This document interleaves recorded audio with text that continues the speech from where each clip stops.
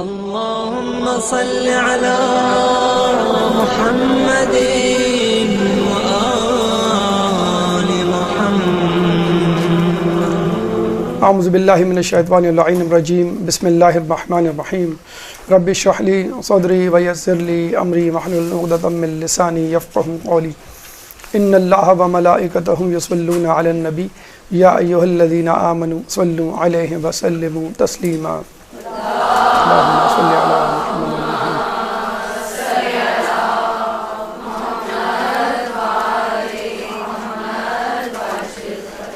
زیارت عراق کے حوالے سے ہماری گفتگو پچھلے ہفتے آپ کے سامنے رہی اور ارادہ تھا کہ آپ کو ایک تمہیدی نشست اور درس کے بعد عراق کے مختلف مقامات مقدسہ کا منظرنامہ دکھایا جائے اور گھر بیٹھے کلاس میں وہ مقامات جو وہاں موجود ہیں اور ہمارے ایمان میں اضافے کا سبب بنتے ہیں ان سے روشناس کروایا جائے.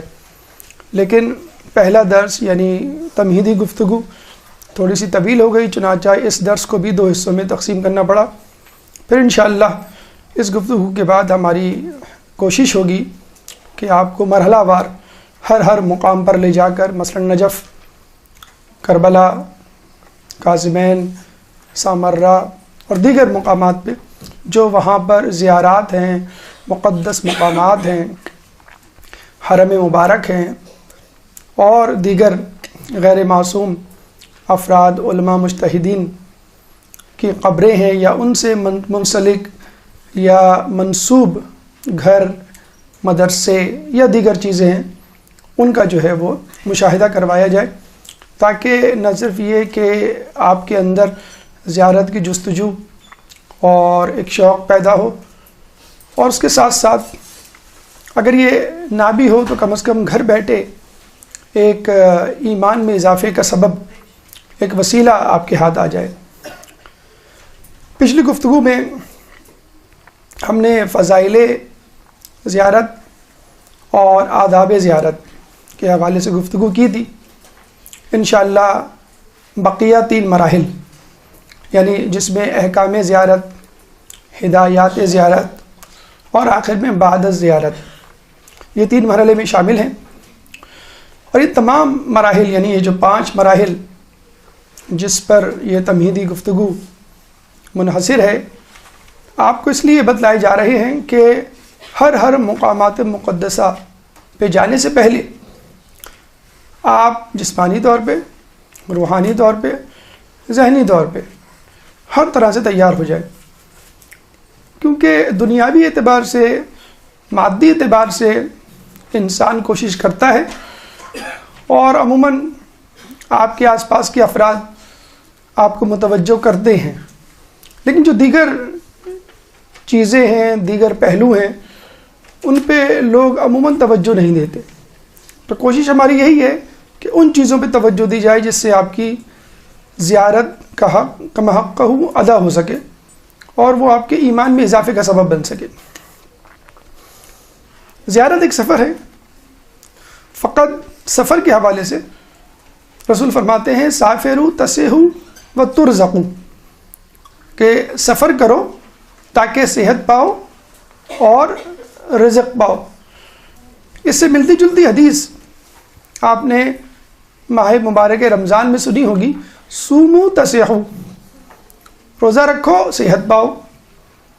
بظاہر یہاں پر ان 2 احادیث میں تضاد نظر آتا ہے، کیونکہ سفر میں روزے نہیں رکھ سکتے آپ، اور جب آپ روزہ رکھیں گے تو سفر نہیں کریں گے، دونوں متضاد چیز ہیں. تو اگر ایک چیز سے کوئی فائدہ مل رہا ہے تو وہ فائدہ دوسری چیز سے جو اس کی ضد ہے اس سے نہیں ملے گا. روزے سے صحت مل رہی ہے تو روزے کی ضد، وہ حالات جس میں روزہ ساقط ہو جاتا ہے وہ نہیں ملنی چاہیے کیونکہ آپ روزہ نہیں رکھ رہے.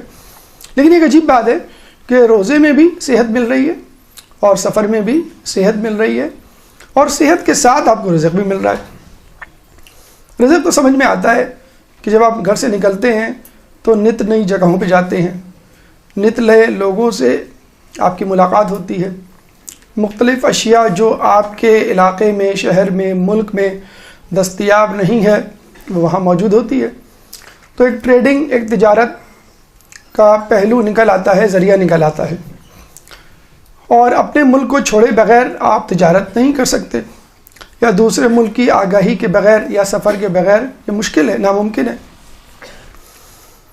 صحت کیسے پائیں، یہ ایک عجیب بات ہے. تو دیکھیے، سفر اور صوم دونوں متضاد چیزیں نہیں، متشابہ چیزیں ہیں. کیوں؟ کہ روزے میں آپ کو قوت برداشت کا مظاہرہ کرنا پڑتا ہے، اور سفر میں بھی قوت برداشت کا مظاہرہ کرنا پڑتا ہے. روزے میں بہت ساری چیزیں جو آپ کے خلاف مزاج ہوتی ہیں وہ آپ کرتے ہیں. مثلا ناشتہ آپ 9 بجے کرتے ہیں، لیکن آپ 4 بجے کھانا کھا رہے ہوتے ہیں، یعنی ناشتہ کر رہے ہوتے ہیں. دوپہر کے کھانے کی عادت ہوتی ہے 2 بجے، لیکن آپ نہیں کر رہے ہوتے. رات کا کھانا آپ 9 بجے کھاتے ہیں، آپ 7 بجے افطار کر رہے ہوتے ہیں. اس کے بعد بہت ساری چیزیں ہیں ماہ رمضان میں یا روزے کے درمیان، وہ آپ کے مزاج کے خلاف جاری ہوتی ہے، لیکن پھر بھی آپ کر رہے ہوتے ہیں. بس خلاف مزاج جانا یہ ایک اصول ہے، ایک کلیہ ہے، ایک قدر مشترک ہے جو ہمیں روزے میں اور سفر میں نظر آتا ہے. سفر میں بہت ساری ایسی چیزیں جو آپ کے مزاج کے خلاف ہیں وہ آپ کو فیس کرنی پڑتی ہیں. اور شاید دنیا میں بادشاہ ہی کیوں نہ ہو، جب وہ سفر پہ نکلتا ہے تو اس کو وہ تمام تر سہولیات نہیں ملتی جو اس کے گھر میں ہوتی ہیں. اپنی پسند کا کھانا اس کو نہیں ملتا، اپنی پسند کی چائے جو ہے وہ خاص ایک دودھ، ایک برانڈ ہوتا ہے جو آپ استعمال کرتے ہیں گھر میں، وہ نہیں ملتا. کھانا نہیں ملتا. اس کے علاوہ لوگ احباب جو آپ کے ساتھ ہوتے ہیں، گھر والے آپ کے مزاج کے ہوتے ہیں، یا کم از کم آپ ان کے مزاج کے سمجھے ہوئے ہوتے ہیں، وہ آپ کو نہیں ملتے.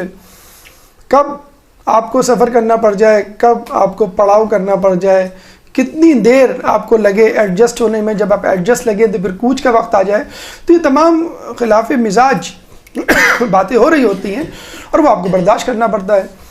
تو سفر آپ کو قوت برداشت سکھاتا ہے. جس طرح روزہ آپ کو قوت برداشت سکھاتا ہے، سفر آپ کو قوت برداشت سکھاتا ہے. اور اگر یہ سفر زیارت کا سفر ہو جائے تو نور علی نور بہترین سفر کہلائے گا.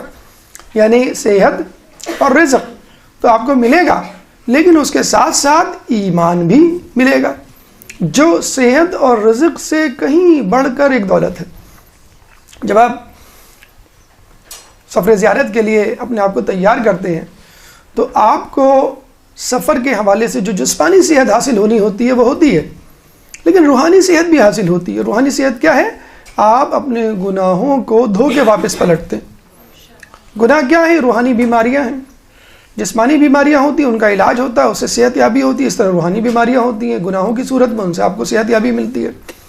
اسی طرح رزق دنیاوی اعتبار سے مال و دولت رزق ہے، لیکن جب آپ نکلتے ہیں تو آپ کے اندر جو حلم، جو صبر اور جو تعاون، ایثار، قربانی کی صفات پیدا ہوتی ہیں، یہ وہ کرنسی ہے، یہ وہ ڈالرز ہیں، یہ وہ روپیز ہیں، یہ وہ خزانہ ہے جو آپ واپس لے کے لوٹتے ہیں. مال و دولت لے کے نہیں لوٹتے، لیکن نیکیوں کا خزانہ لے کے واپس لوٹتے ہیں اپنے ملک. اللہم صلی علی محمد.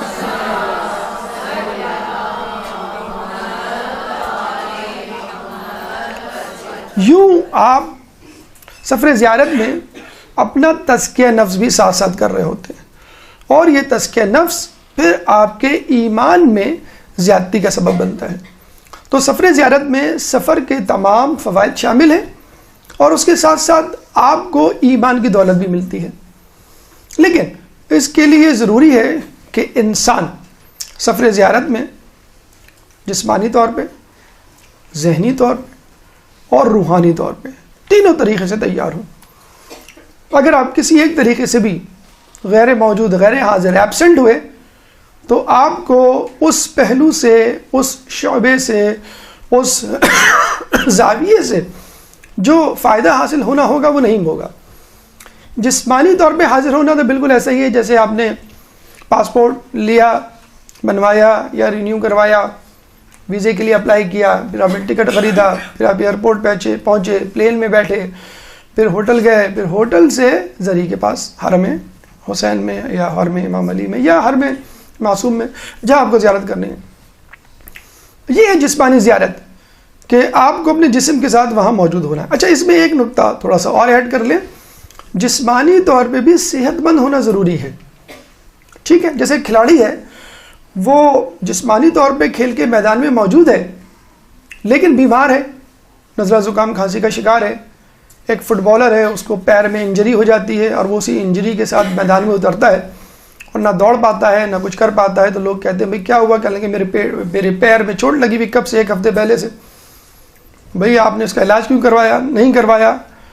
تو اس کو افسوس ہوتا ہے کہ ہاں میرا میچ تھا، مجھے میڈیکلی فزیکلی فٹ ہونا چاہیے تھا. تو ایک غلطی جو زائرین کرتے ہیں، مثلا آپ کو زیارت پہ جانا ہے تو زیارت پہ جانے سے پہلے 1 ہفتے آپ واک شروع کر دیں، جیسے حج کے لیے کہا جاتا ہے. خود زیارت میں بھی بہت زیادہ واک ہوتی ہے. 1 ہفتے پہلے آپ کی نماز شب، آپ کی فجر اچھی ہونی چاہیے. 1 ہفتے پہلے آپ کو جو ہے نماز باجماعت، اگر آپ مرد ہیں تو نماز جماعت کی جو ہے وہ آپ اپنی عادت ڈلوائیں. 1 ہفتے پہلے اپنے آپ کو اگر عادت نہیں ڈلوا لیں تو ذہنی طور پہ اپنے آپ کو تیار کریں کہ یہ چیزیں مجھے وہاں نہیں ملیں گی. سردی ہوگی تو آپ پہلے سے انتظام کر لیں کہ مجھے سردی کے لیے کیا کرنا ہے. وہاں ہم نے دیکھا ہے کہ بہت سارے لوگ کیئرلیسلی، لاپرواہی، غفلت کی وجہ سے، مثلا کل آپ کو زیارت پہ جانا ہے، آپ کو کہا گیا بھائی فجر میں اتنے بجے اٹھ جائیے گا، یا آپ نہ اٹھ سکیں جو بھی ہے، آپ ناشتہ اتنے بجے کرنے ہوٹل کی لابی میں پہنچ جائیں اور ہم جو ہے وہ 7 بجے نکل جائیں گے. مثلا آپ نے یہ سن لیا اور آپ فزیکلی جسمانی طور پہ آپ وہاں موجود ہیں، لیکن کیا آپ نے رات کے 12 بجے، 1 بجے، 2 بجے، 3 بجے تک گپ شپ کی ہوٹل کی لابی میں بیٹھ گئے یا کمرے میں بیٹھ کے واٹس ایپ انٹرنیٹ یوز کرنے میں آپ نے اتنی دیر لگائی، 2-3 بج گئے اور صبح جو ہے آنکھیں سرخ آنکھوں کے ساتھ اٹھ رہے، نماز بھی گئی اور جو جب آپ وہاں پہنچے تو جو ہے وہ آپ نیند کی کمی کا شکار، تھکاوٹ کا. تو سفر کے شروع ہی میں آپ نے تھکن کو اپنا ساتھی بنا لیا. یہ آپ کو پہلے سے معلوم ہونا چاہیے تھا مجھے جسمانی طور پہ نہیں موجود ہونا ہے فقط، بلکہ جسمانی طور پہ فٹ ہو گئے. لوگ جو ہیں وہ رات کے 12 بجے یخ سردی میں آئس کریم ڈھونڈ رہے ہوتے ہیں، رات کے 1 بجے جو ہے وہ کولڈ ڈرنک پینے کے لیے نکلے ہوتے ہیں. بھئی یہاں پہ فلاں کوک نہیں ملتی، فلاں پیپسی نہیں ملتی، فلاں برانڈ نہیں ملتا. تو یہ سب عادتیں آپ کو چھوڑنی ہے، کیونکہ آپ کو صرف جسمانی طور پہ نہیں، جسمانی طور پہ بہت اچھے سے ہم کہتے ہیں بھئی آپ کا ایگزام ہے کل، تو امی ابو کیا کہتے ہیں، ٹیچر کیا کہتے ہیں، بھئی بہت اچھی نیند لیے گا، اچھا ناشتہ کیجیے گا. یہ نہیں ہوگا ناشتے کے بغیر آپ چلے جائیں، بہت زیادہ بھی نہیں کیجیے گا، لائٹ ناشتہ کیجیے گا. تو یہ جو احتیاطیں ہیں جب آپ امتحان کے لیے روا رکھتے ہیں تو آپ زیارت کو کیوں نہیں اتنی اہمیت دیتے؟ اس کا مطلب ہے ہمارے ذہن میں زیارت کی اہمیت امتحان سے بھی کم ہے. تو زیارت کے لیے فزیکلی پریزنٹ ضروری نہیں ہے، فزیکلی فٹ ہونا بھی آپ کے لیے ضروری ہے. دوسری چیز، ذہنی طور پہ آپ موجود ہوں. آپ زری کے سامنے بیٹھے میں ہوٹل کے بارے میں سوچ رہے ہیں، آپ حرم میں بیٹھے میں گھر کی یاد ستا رہی ہے آپ کو، آپ جو ہے زیارت پڑھ رہے ہیں اور جو ہے آپ ادھر ادھر دیکھ رہے ہیں. اکثر لوگ جو کتابیں ہی لے کے نہیں آتے، دوسروں کی کتابیں میں وہ جھانک کے دیکھ رہے ہوتے ہیں. نہیں بھی دیکھ رہے تو کوئی بات نہیں، مولانا صاحب پڑھ رہے ہیں. اور جب قیامت میں مولانا صاحب آپ کے حصے کی جنت لے کے جا رہے ہوں گے تو آپ کہیں گے کہاں جا رہے ہیں، میں نے آپ کے حصے کی زیارت پڑھی تھی. تو یہ جو کیئرلیسنس ہے ذہنی طور پہ جیسے فزیکلی تو ہم نے آپ کو بتا دیا کہ آپ کو فٹ ہونا ہے، اچھی نیند ہو، اچھا کھانا ہو اور پرسکون انداز سے پورے اچھے، جیسے اگر سردی ہے تو سردی والے کپڑے پہن کے آپ نکلیں بالکل پوری احتیاط کے ساتھ، تاکہ آپ کا سفر اچھا گزرے. اگر فرض کر لیں آپ سویٹر پہن کے نہیں نکلے، فرض کر لیں آپ جو ہے وہ ناشتہ کر کے نہیں نکلے اور آپ کے چائے نہ پینے کی وجہ سے سر میں درد ہو رہا ہے یا آپ نے نیند پوری نہیں کی، وہاں بہت شوق ہے. صرف کراچی والوں کو سوری ٹو سے میں نے دیکھا ہے اور پاکستانیوں کو رات گئے تک گپ شپ لگاتے ہیں، ورنہ کسی قوم کو نہیں دیکھا میں نے وہاں پر. اگر ہے بھی تو چلے ٹھیک ہے، آپ نے ایک ٹائم ٹیبل سیٹ کیا ہوا ہے. مطلب افسوس کے ساتھ کہنا پڑتا ہے جس طرح ہم اپنے روٹین میں ٹائم ٹیبل ہمارا سیٹ ہوتا نہیں، بغیر ٹائم ٹیبل کے ہم زندگی گزار رہے ہیں. کب سونا ہے؟ 12 بجے، پتہ لگا کہ آپ 2 بجے تک جاگ رہے ہیں. کیوں بھائی آپ 12 بجے؟ بس وہ فون آ گیا تھا، ٹی وی، یہ وہ تمام چیزیں، گپ شپ وغیرہ میں. امام کے پاس جا رہے ہیں 12 دن فرض کر لیں، اگر 2 ممالک ہیں فرض کر لیں 20 دن یا لمبا ٹور ہے تو وہ 20 دن کا ایک ایک لمحہ جو ہے وہ آپ کو یوز کرنا ہے. دیکھیں آپ کے پاس انٹرنیٹ موجود ہے، انٹرنیٹ والا آپ کو یہ کہے کہ 1 گھنٹے میں آپ کو سروس نہیں دوں گا، آپ کتنے فون کھڑکاتے ہیں؟ 1 گھنٹہ سروس تو دور کی بات، آپ کا انٹرنیٹ سلو ہو جائے تو آپ کو کتنا غصہ آتا ہے، بھائی انٹرنیٹ کیوں سلو ہو گیا، میرا پیکیج تو یہ والا ہے اور آپ جو ہے وہ مجھے لوور پیکیج والی اسپیڈ دے رہے ہیں، کتنا غصہ کرتے ہیں. تو آپ زیارت کے لیے جا رہے ہیں, آپ نے پوری پیمنٹ کی ہے, آپ پورا وقت وہاں لگا رہے ہیں, یعنی 12 دن فرض کر لیں, 12 دن کی آپ نے چھٹی لی ہے, 12 دن آپ گھر سے دور ہیں اور آپ وہ کوالٹی نہیں دے رہے زیارت کو, تو امام کا غصہ آئے گا کہ نہیں آئے گا کہ بھئی تم زیارت کے لیے آئے ہو, 12 دن کے لیے آئے ہو, 12 دن سے دنیا سے دور ہو, لیکن وہ کوالٹی تم کیوں نہیں دے رہے, تم ذہنی طور پہ میرے ساتھ موجود کیوں نہیں ہو. تو جب آپ انٹرنیٹ والے کو سنا سکتے ہیں تو امام بھی آپ کے سامنے آپ کے لیے غصہ ہو سکتے ہیں. بہترین طریقہ ذہنی طور پہ آمادہ ہونے کا, جتنے بھی آداب کتابوں میں موجود ہیں ان کو 1 by 1 step by step follow کریں. لوگ اکثر یہ کہتے ہیں کہ بھئی کیا بچوں والے آداب ہیں, اس طرح جاؤ, یہ کپڑے پہنو, خوشبو لگاؤ, یا جو ہے یہ اذن دخول پڑھو, یہ کرو وہ کرو. اور کچھ لوگ تو کیا کرتے ہیں, ایک مرتبہ آپ نے زیارت کے تمام اعمال کیے, اس کے بعد تو ان کو بس سوہان روح لگتا ہے, پہاڑ لگتا ہے, اب دوبارہ سے اعمال, کل تو کیے تھے, ارے کل آپ نے کھانا کھایا تھا, کل جو ہے وہ آپ نے دوستوں کے ساتھ گپ شپ بھی کی تھی, کل آپ نے انٹرنیٹ بھی یوز کیا تھا, کل بہت ساری چیزیں کی تھیں, آج دوبارہ کر رہے ہیں آپ. تو زیارت میں اگر وہ تمام چیزیں دوبارہ کر لیں تو کیا حرج ہے. زیارت کی کتاب جو کاروان والے دیں, پرسنل کتاب آپ کے پاس ہونی چاہیے, بالکل ایسے جیسے آپ کا بٹوا, آپ کا پرس, آپ کا پین, آپ کے گلاسز آپ کے ساتھ ہوتے ہیں, آپ کی وہ کتاب آپ کے پاس, کارواں والوں کی کتاب اسپیشلی آپ کے پاس ہونی چاہیے. باقی کتابیں آپ کے پاس ہوں یا نہ ہوں, ٹیبلیٹ میں ڈاؤن لوڈ کریں یا نہ کریں, زیارت والی کتاب, کیونکہ زیارت والی کتاب آپ جب لے کے جاتے ہیں تو مولانا صاحب وہاں پہ پڑھ رہے ہوتے ہیں یا آپ خود بھی پڑھ رہے ہوتے ہیں, تو وہ اسٹیپ بائی اسٹیپ جو پڑھ رہے ہوتے ہیں, جو جماعت والا انداز ہوتا ہے وہ بہت خوبصورت ہوتا ہے, وہ ایک روحانیت پیدا کرتا ہے آپ کے اندر. اور اس میں ایرانی قوم کا جواب نہیں, ہم لوگ بہت پیچھے ہیں, مطلب شاید 10% بھی با جماعت زیارت کا حق ہم ان کی طرح نہیں ادا کرتے. 10% ہوں گے یقین کریں جو ان کے یہاں وہ ہوتا ہے. ہم نے دیکھا ہے کہ جب زیارت کے لیے اترتے ہیں ہم لپک رہے ہوتے ہیں ہوٹل جانے کے لیے, ہم فوراً جو ہے وہ پوچھ رہے ہوتے ہیں بھئی وہ کمرے میں کموڈ ہے کہ نہیں ہے, ہم جو وہ پوچھ رہے ہوتے ہیں کہ بھئی جو یہاں پہ وائی فائی کے سگنلز, کسی کو فکر نہیں ہوتی قبلہ کس طرف ہے. وہ کمرے میں ایک ہوٹل ہے, وہ غلطی سے اس کے کموڈ جو ہیں وہ قبلے کی طرف بنا دیے گئے, اور فلور بھی اس کا ایک ہی فلور پہ اتفاقاً ایسا ہوا ہے, تو کسی کو فکر نہیں ہوتی. یعنی بہت کم لوگ ایسے ہیں جو متوجہ ہوتے ہیں, ہاں وائی فائی کے سگنل نہیں آئے تو فوراً آ کے ایک فلور سے 4 لوگ نیچے اتر کے آ کے ریسیپشن والے کو برا بھلا کہہ رہے ہوتے ہیں کہ بھئی وائی فائی کے سگنلز نہیں آ رہے. تو آپ جس چیز کی فکر کریں گے تو آپ کو وہی چیز پرووائڈ کی جائے گی, اور جس چیز کی فکر نہیں کریں گے وہ چیز پرووائڈ نہیں کی جائے گی. قافلے والے ہوں یا ہوٹل والا ہو یا کوئی اور ہو, وہ وہی چیزیں دے گا جس کی آپ کو فکر ہے. ذہنی طور پہ آمادگی کا بہترین طریقہ یہ ہے کہ آپ تمام آداب پروٹوکول کو فالو کریں. جیسے آپ شادی بیاہ میں جاتے ہیں نا, تو کیا ڈریسنگ کا خیال رکھتے ہیں, کتنی چیزوں کا خیال رکھتے ہیں. جب آپ کے یہاں گھر میں خود شادی ہو تو آپ آس پاس کتنا بار بار طاہرانہ نگاہ دوڑاتے ہیں, کسی چیز کی کمی تو نہیں رہ گئی. زیارت کی کتاب عموماً ہمارے یہاں تو ترجمے والی ہوتی ہے, تو وہ ترجمے والی اپنے ساتھ رکھیں اور کوشش کریں کہ ترجمے کے ساتھ پڑھیں. ہوٹل میں ایک مرتبہ ترجمہ پڑھ کے چلے جائیں, ٹھیک, بار بار کہ اس کا متن آپ کو یاد ہو جائے, اس کا مفہوم آپ کے ذہن میں حفظ ہو جائے, ازبر ہو جائے, اور جب وہاں پڑھیں گے تو پھر آپ کی ایک ذہنی آمادگی ہوگی, آپ مکمل طور پہ متوجہ ہوں گے. تو جسمانی موجودگی کے ساتھ ذہنی موجودگی بہت ضروری ہے. لمحے بھر کے لیے بھی خیال نہیں آنا چاہیے آپ کو گھر کا, لمحے بھر کے لیے بھی خیال نہیں آنا چاہیے آپ کو ہوٹل کا, لمحے بھر کے لیے بھی خیال نہیں آنا چاہیے بہت دیر ہو گئی. اتنا مگن ہوں آپ امام کے ساتھ, زیارت کے ساتھ, آداب کے ساتھ, اعمال کے ساتھ. اس کے بعد روحانی طور پہ یہ ایک بڑا ایشو ہے کہ ہمیں جسمانی طور پہ سمجھ میں آ جاتا ہے کہ you have to be there physically, ٹھیک ہے. پھر یہ بھی سمجھ میں آ جاتا ہے کہ بھئی ہمیں ذرا فٹ ہو کے جانا ہے, فزیکلی بالکل فٹ ہو کے جانا ہے, کمفرٹیبل, بہت اچھا ناشتہ, بہت اچھی نیند, اور کوئی فکر ہمیں پیچھے نہیں چھوڑنی. جتنی دیر میں آپ جائیں گے کچھ نہ کچھ بھول جائیں گے, کبھی موبائل بھول جائیں گے, کبھی جو ہے پرس بھول جائیں گے, کبھی پیسے بھول جائیں گے, اور پھر راستے بھر جو اپنے ساتھ والے شخص کو, اپنی ساتھی کو آپ پریشان کر رہے ہوں گے. تمام تیاری کے ساتھ جائیں. ذہنی طور پہ میں نے کہا کتاب آپ کے ساتھ ہو, اگر کتاب نہ بھی ساتھ ہو تو وہاں پہ مفاتی موجود ہوتی ہے, قرآن موجود ہوتا ہے, جتنا وقت وہاں پہ رہیں یہ کتابیں آپ اویلیبل ہیں, پڑھ لیں. کتاب لے جانے کی ممانعت نہیں ہوتی, موبائل لے جانے کی ممانعت ہوتی ہے, 40 میں نہیں ہوتی. اگر آپ چاہتے ہیں موبائل لے کے اندر جائیں تو 40 پہ آپ جا سکتے ہیں, لیکن 40 پہ اندر جانا ہی بڑا مشکل کام ہوتا ہے. روحانی طور پہ آپ کس طرح اپنے آپ کو تیار کریں, یہ بھی ایک بہت بڑا ایشو ہے. اس کا بہترین طریقہ یہ ہے کہ جب بھی آپ زیارت پہ جائیں مکمل معلومات کے ساتھ جائیں. یہ ایک ایسا پہلو ہے جو مومن اور مومنات, مومنین اور مومنات دونوں جو ہیں وہ اگنور کرتے ہیں. یعنی ان کو چاہیے کہ کتاب کی دکان پہ چلے جائیں. آپ نے کتنے پیسے خرچ کیے, 80,000, لاکھ, 1.5 لاکھ. آپ 500 روپے کی کتابیں نہیں خرید سکتے، 1000 روپے کی کتابیں نہیں خرید سکتے، جو آپ کو بتا رہی ہیں کہ آپ کی زیارت قبول کیسے ہوگی۔ کتاب کی دکان پہ جائیں، جتنی کتابیں ملیں آپ لے لیں، 80,000 کے مقابلے میں، 1,00,000 1,50,000 کے مقابلے میں 1000 2,000 کی کتابیں کوئی مشکل ہے کیا؟ آپ اتنے جوڑے 6 جوڑے 10 جوڑے جو ہے وہ آپ لے کے جا رہے ہیں، آپ جو ہے ½ کلو اور 2 کلو کی کتابیں اپنے سوٹ کیس میں نہیں ڈال سکتے۔ انڈر ایسٹیمیٹ کرنا، اگنور کرنا اور غفلت کا مظاہرہ کرنا۔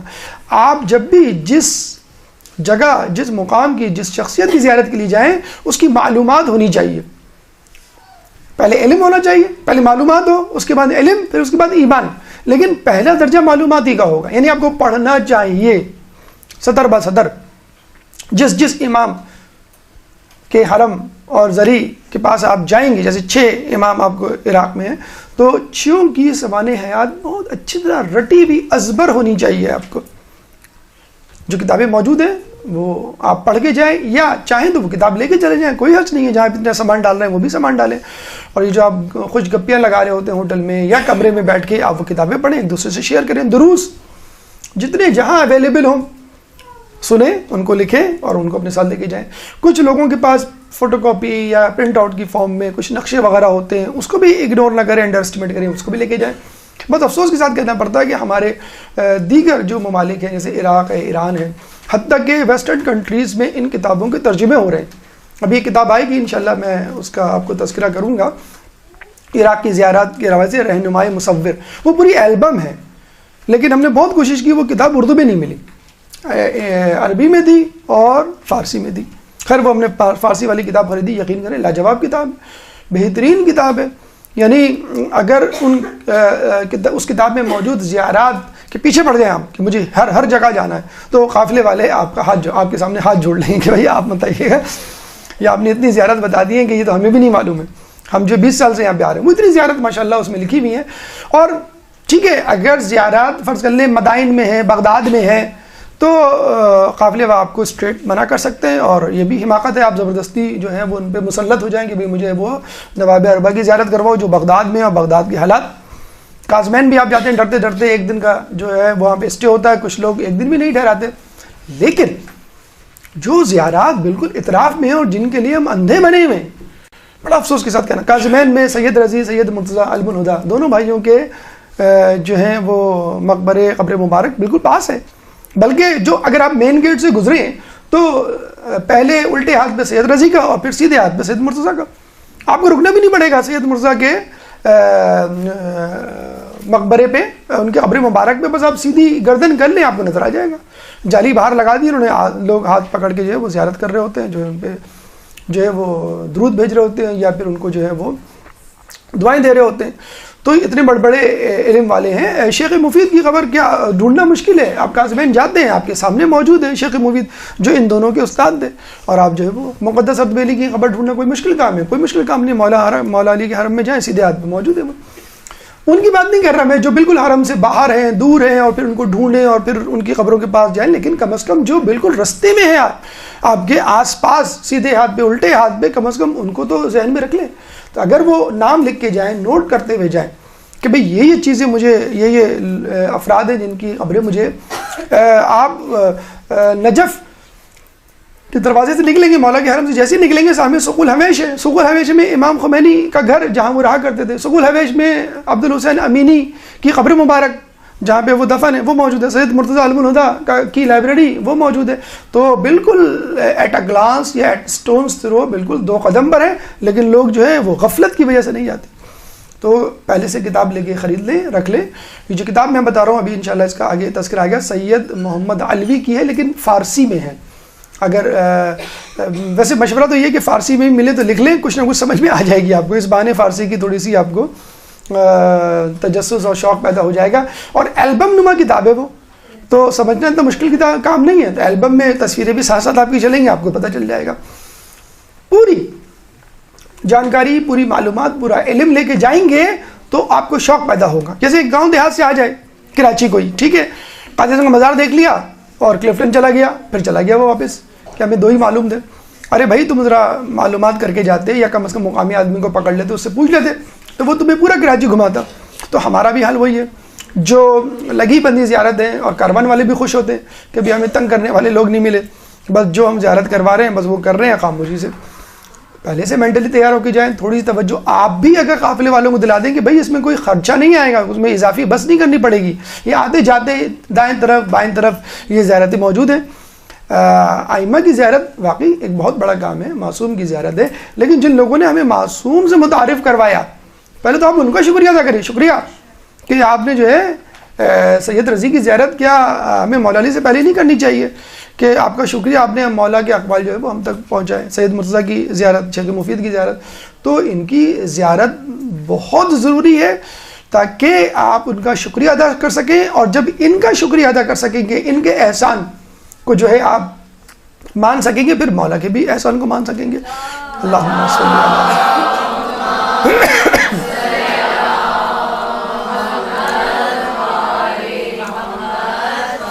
اچھا کچھ لوگ کہتے ہیں کہ بھئی ہم نے 10 مرتبہ تو گئے محرم حرم, تو بس ٹھیک ہے اب کیا بار بار جائیں, چلو شاپنگ کرنے چلتے ہیں, چلو یہاں چلتے ہیں, چلو وہاں چلتے ہیں.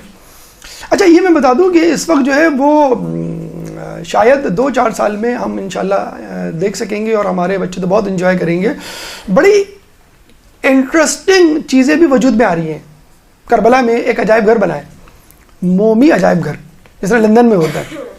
تو مومی عجائب گھر میں رسول اللہ کے زمانے کے کردار دکھائے گئے. مثلا ثقیفہ دکھایا گیا ہے. ثقیفہ میں جس نے سازش کی تھی ان کے چہرے ان کے مجسمے ہیں, اور باقاعدہ جو ہے وہ آپ جا کے دیکھیں, اور وہ تاریخ میں جتنے بھی لوگ گزرے ہیں, جو کچھ ہوا اس کو باقاعدہ فزیکلی موم کے مجسموں سے ڈیمونسٹریٹ کیا. وہ آخری دن تھا, اتفاق سے ہم نہیں جا سکے. ایک صاحب گئے تھے, 5 بجے کے بعد پہنچے تو انہوں نے بند کر دیا تھا, لیکن جو صاحب آسٹریلیا سے آئے تھے انہوں نے مجھے بتایا کہ میں گیا ہوں اور آج میں دوبارہ جاؤں گا اور فوٹوگرافس لے کر آؤں گا. تو وہ موم سے مجسمے بنا کر, اب یہ آپ تلاش کریں, اور بہت زیادہ دور نہیں ہے, مطلب واکنگ ڈسٹینس پہ حرم سے, تو آپ یہ مومی عجائب گھر جو ہے وہ تلاش کریں اور وہاں جا کے ڈھونڈیں اور وہاں جا کے انجوائے کریں. یہ بھی ایک انٹرٹیننگ, اگر آپ کو انٹرٹین کرنا ہے تو انشاءاللہ کربلا والے آپ کو پہچان گئے کہ آپ تھوڑی بہت انٹرٹینمنٹ بھی چاہتے ہیں. چلیں ٹھیک ہے, اس صورت میں صحیح آپ انٹرٹینمنٹ جو ہے وہاں سے کر کے آ جائیں. روحانیت کیسے پیدا کریں, اور لوگوں کے لیے ایک بڑا دلچسپ سوال ہوتا ہے, بڑا ہی اہم سوال ہوتا ہے. ہم جسمانی طور پہ حاضر ہو سکتے ہیں, ہم ذہنی طور پہ حاضر ہو سکتے ہیں, ٹھیک ہے, مسلسل پڑھ رہے ہیں ماشاءاللہ. بہت سے لوگوں کو دیکھا ہے ہم نے, خواتین خصوصاً جو ہے مسلسل پڑھ رہی ہوتی ہیں اور کوئی ذکر کوئی دعا وہ نہیں چھوڑ رہی ہوتی. لیکن ایک سوال ہر شخص پوچھتا ہے, آپ کے ذہن میں بھی آتا ہوگا, کہ ہم اپنے اندر روحانیت کیسے پیدا کریں.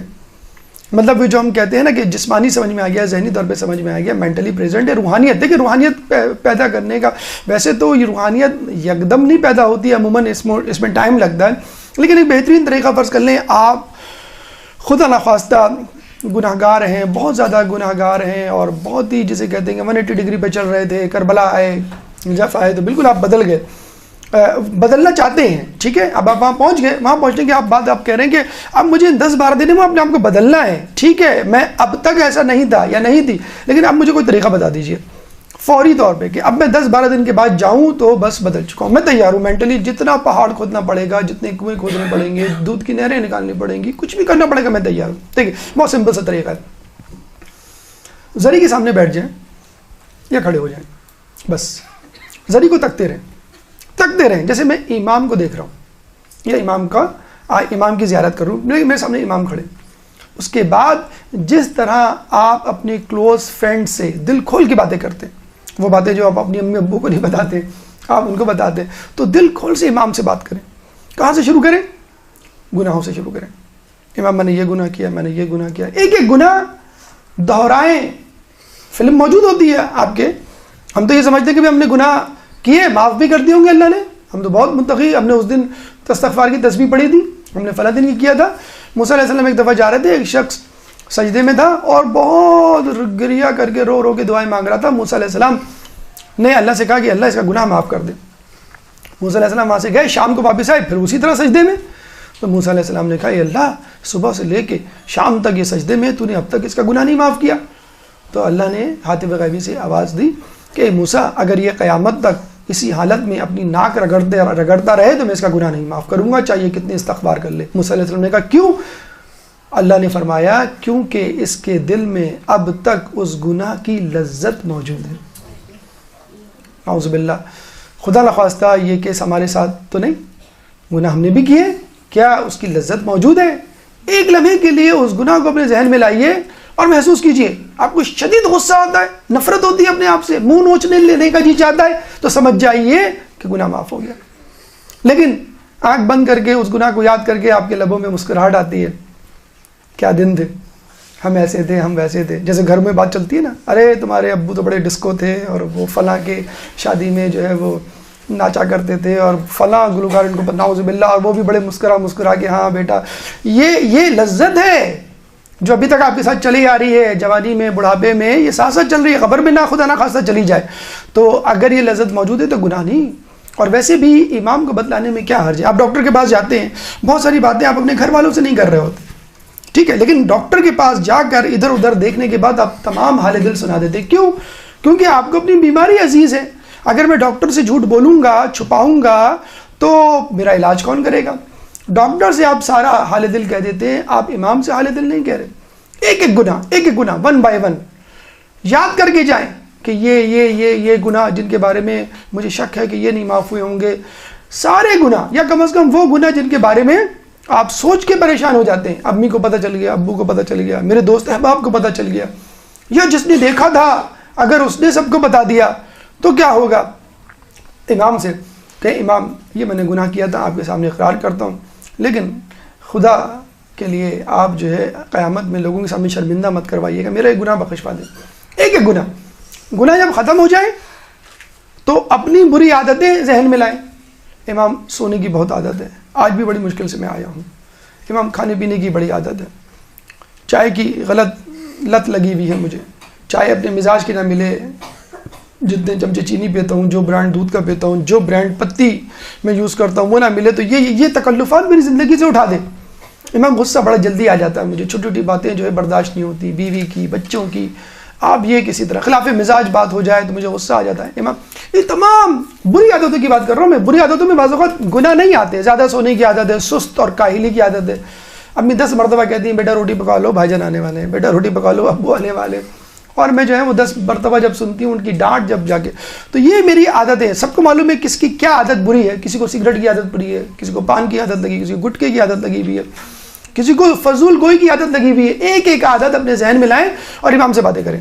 کرتے ہیں نا اپنے جگری یار سے, باسم فرینڈ سے, بچپن کے دوستوں سے, دل کھول کے بات کرتے, اور یہ باتیں آپ امام کے سامنے کریں. امام سے کہیں کہ مجھے یہ دیکھیں, یہی اثاثہ ہے, یہی ٹریجر ہے, یہی خزانہ ہے جس کو آپ لینے کے لیے آئے ہیں. وہاں پہ ہوٹل میں اسٹے, کھانے پینے یا آب و ہوا کی چینج کے لیے نہیں آئے. آپ اپنے گناہوں کو وہاں پھینکنے آئے اور امام سے نور ایمانی لے کے جانے کے لیے آئے. تو اگر آپ یہ کام نہ کریں جو فری میں ہو رہا ہے, اس کے لیے قافلے والوں نے آپ سے کوئی اضافی ٹکٹ نہیں لیا ہے. جو ٹکٹ ہے وہ آپ کی جسمانی پریزنس کا ہے, فزیکلی فٹ ہونا ہے, فزیکلی فٹ بھی نہیں, فزیکلی موجود ہونا ہے, اس کا ٹکٹ ہے. لیکن اس کے ساتھ ساتھ آپ کے گناہوں کی بخشش ہو جائے. اصولاً تو کروڑوں اربوں روپے لینے چاہیے قافلے والوں کے. بھئی آپ گئے تھے ماشاءاللہ, نہ صرف آپ نے زیارت کی, آپ تو بالکل گناہوں سے دھل کر آ گئے. اللہ نے آپ, ہم جاتے ہیں نا بائی پاس کرواتے ہیں, ہم اینجیو پلاسٹی کرواتے ہیں, کتنی رقم خرچ ہو جاتی ہے.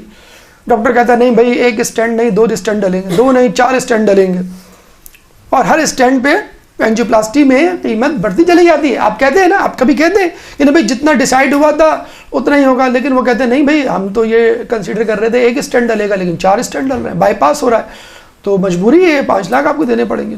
آپ تیار ہو جاتے ہیں. لیکن یہاں تو کوئی اضافی اخراجات نہیں ہے. یہاں پھر یہ کہ روحانی طور پہ بس موجود ہو رہا ہے. اور اگر یہ بھی نہ ہو سکے تو فقط امام کے سامنے کھڑے ہو کر اپنے گناہوں کو یاد کریں بس. لیکن امام سے گفتگو کرنا اچھا بڑی مشکل ہوتی ہے. پہلے شروع میں ہمیں جب کسی نے مشورہ دیا تھا بڑا عجیب آکورڈ لگ رہا تھا, کیا ہم کھڑے ہوئے باتیں کر رہے ہیں, کوئی آئے گا کیا کہے گا کہ آپ منہ میں بڑبڑا رہے ہو. لیکن آپ جب ہوتا ہے آپ کے ساتھ بھی ہوگا کہ آپ تھک جاتے ہیں اعمال سے, نمازوں سے, قرآن سے, اذکار سے, بیٹھ جائیں اور بس ذری کو دیکھتے رہیں جیسے میں امام کے سامنے ہوں. امام پہ ہونے والے مظالم کو یاد کر لیں کم از کم, ان کو پرسہ دے دیں, ان کے ساتھ جو کچھ ہوا اس کے بارے میں کہیں کہ ہم آپ کے غم میں شریک ہیں, اگر ہم کربلا میں ہوتے تو ہم بھی آپ کا ساتھ دیتے. پرسہ سب سے پہلے دینا چاہیے, اس کے بعد اپنا حال دل یعنی اپنے مسائل, اور مسائل میں بھی مقدم رکھیں اپنی روحانی بیماریوں کو. اس کے بعد آپ کی جسمانی بیماریاں آتی ہیں, پھر آپ کی جو ہے دنیاوی حال احوال آتے ہیں. اس کے بعد تیسرا مرحلہ جو ہمیں آج انشاءاللہ شروع کرنا ہے وہ ہے احکام زیارت. احکام زیارت میں آپ کو فقہی مسائل کی تفصیل نہیں بتانی ہے، صرف متوجہ کرنا ہے. تفصیل آپ کتابوں سے اور فقہ کے استاد سے جو ہے سیکھ سکتے ہیں. احکام زیارت میں جو عموماً چیز آپ کو سب سے پہلے ٹکراتی ہے وہ خود زیارت سے متعلق ہے. زیارت سے متعلق جو کتابوں میں وارد ہوا ہے کہ ہر معصوم کی جو ہے ایک خاص دن ہے زیارت کا، وہ مخصوص ہے. مثلا شنبہ یا ہفتے کا دن رسول اللہ کی زیارت سے منسوب ہے.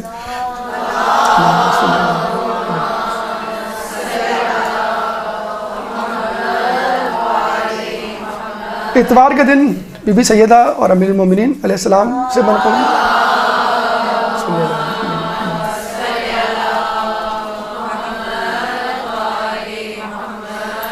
پیر کا دن جناب حسنین سے امام حسن علیہ السلام اور امام حسین علیہ السلام سے منسوب ہے.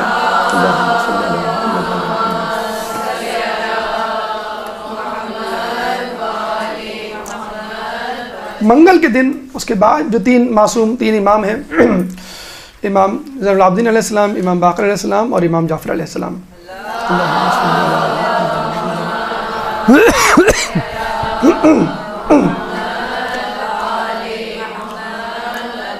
بدھ کا دن یعنی چار شنبہ، اتفاق سے چار شنبہ چار ائمہ کی زیارت سے جو ہے وہ منسوب ہے. امام موسیٰ کاظم علیہ السلام، امام علی رضا علیہ السلام، امام تقی علیہ السلام اور امام نقی علیہ السلام.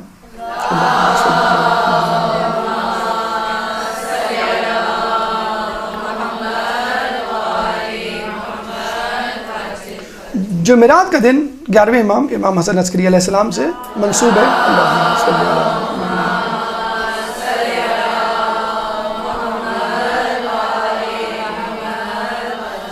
اور جمعے کا دن امام مہدی امام زمانہ علیہ السلام سے منسوب ہے.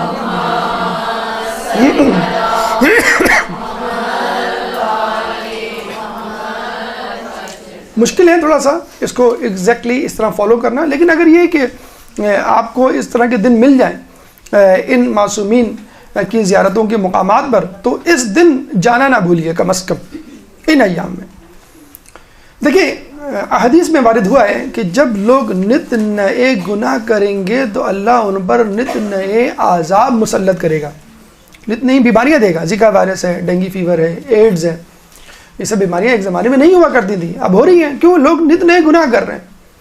تو آپ مومن ہونے کا ثبوت دیجئے، نت نئی نیکیاں کیجئے نئے نئے انداز سے. ایک مرتبہ زیارت کر لی، ایک مرتبہ زیارت نیابتی کر لیں، کسی اور کی طرف سے زیارت کر لیں. ایک صحابی جناب داؤد سرمی ہمارے 11ویں امام کے پاس آئے اور کہنے لگے کہ میں نے آپ کے جد کی زیارت کی ہے اور اس کا ثواب میں نے آپ کو بخش دیا ہے. امام نے مسکرا کے کہا لَكَ مِنَ اللَّهِ عَجْرٌ وَثَوَابٌ عَظِيمٌ وَمِنَّ الْمَحْمِدَةُ، تمہارے لیے اس کا اجر اور ثواب عظیم ہے اور ہمارے لیے ہماری طرف سے یہ حمد و ثنا ہے. یعنی تم نے جو زیارت پڑھی گویا ہم نے بھی زیارت پڑھی، لیکن تم یہ نہ سمجھنا کہ اب یہ زیارت اور اس کا ثواب ہمارے لیے مخصوص ہو گیا، نہیں، تمہیں اس کا ثواب پورا پورا ملے گا. تو اگر آپ یہ کریں کہ کسی کی زیارت پڑھیں اور اس کا ثواب کسی اور کو دیں، کیا ہی اچھا ہے. اور کسی امام کو دے دیں تو امام تو ہمیشہ بدلے میں وہی چیز نہیں لوٹاتا، اس سے بڑھ کر لوٹاتا ہے، وہ تو احسان کرنے والوں میں. تو ایسے کام ضرور کریں، چاہے قرآن کی آیات، قرآن کی کچھ بھی نہیں یاد ہے، کتاب نہیں ہے، اپارچونٹی نہیں ہے، کیا کریں، جتنی سورہ یاد ہے آپ پڑھتے چلے جائیں اور اس کا ثواب جو ہے وہ صاحب ذریعہ کو دے دیں. اس کا ثواب جو ہے وہ کسی ایسے شخص کو دے دیں کہ جو آپ کا دوست قریب ہے. ایک بات اور ذہن میں رکھ لیں کہ بعض اوقات آپ نے دیکھا ہوگا زندگی میں کچھ لوگ ایسے ہوتے ہیں آپ کے رشتہ داروں میں، آپ کے آس پاس، جن سے آپ کی بنتی نہیں ہے. پوری کوشش کر لیں آپ کی نہیں، کبھی کسی کی امی سے نہیں بنتی، کسی کی ساس سے نہیں بنتی، کسی کے اپنے بھائی سے نہیں بنتی، کسی کے اپنے پڑوس سے نہیں بنتی. بعض اوقات تو وہ شخص ہوتا ہی قابل ہے کہ نہ بنائی جائے، نہ بنا کے رکھی جائے، میں نے آپ حق پر ہوتے. بعض اوقات ایسا نہیں ہوتا اور آپ پوری کوشش کرتے ہیں اور وہ آپ کی بات، آپ کا عذر سننے کے لیے تیار نہیں. ایسے لوگوں کے دل کو موم کرنے کے لیے بہترین طریقہ ہے کہ ان کی نیابت میں کوئی نیکی کر دی جائے، اور یہ بہترین نیکی ہے، one of the best good deeds, کہ آپ جو ہیں ان کی نیابت میں، مطلب ایک شخص ہے جو آپ کا دشمن بنا بیٹھا ہے، آپ اس کی طرف سے ایک دل میں، اچھا بعض اوقات آپ کے دل میں کینہ آ جاتا ہے، دشمن نہیں بنا بیٹھا ہے، آپ کے دل میں بس کینہ آ گیا ہے. جیسے ایک گھر میں جو ایک بہو آئی، بھی دوسری بہو آئی، تو پہلی والی بہو جو ہے وہ چوکنا ہو جاتی ہے، اس کے دل میں کینہ آ جاتا ہے، کوئی نئی بہو آئی ہے اس کی زیادہ جو ہے وہ تعریف ہو رہی ہے، وہ زیادہ جو ہے لوگوں کی دل جیت رہی ہے، جو کمپٹیشن والی فضا ہوتی ہے، تو اس میں اگر کسی کے لیے کینہ آیا ہے تو آپ اس کی طرف سے نیابت میں زیارت پڑھ دیں. آپ انشاءاللہ دیکھیے گا جب زیارت سے آپ واپس آئیں گے، اور یہ کہنا نہیں بھولیے گا کیا کہ ہم نے آپ کی طرف سے بھی زیارت پڑھی. اس کا دل یقین کریں خوشی سے باغ باغ ہو جائے گا، ساری کینہ پروری دشمنی بھول جائے گی. اور یہ ہم آپ کو بتا دیں کہ ہم نے آپ لوگوں کی طرف سے بھی زیارت پڑھی. اللہم صلی اللہ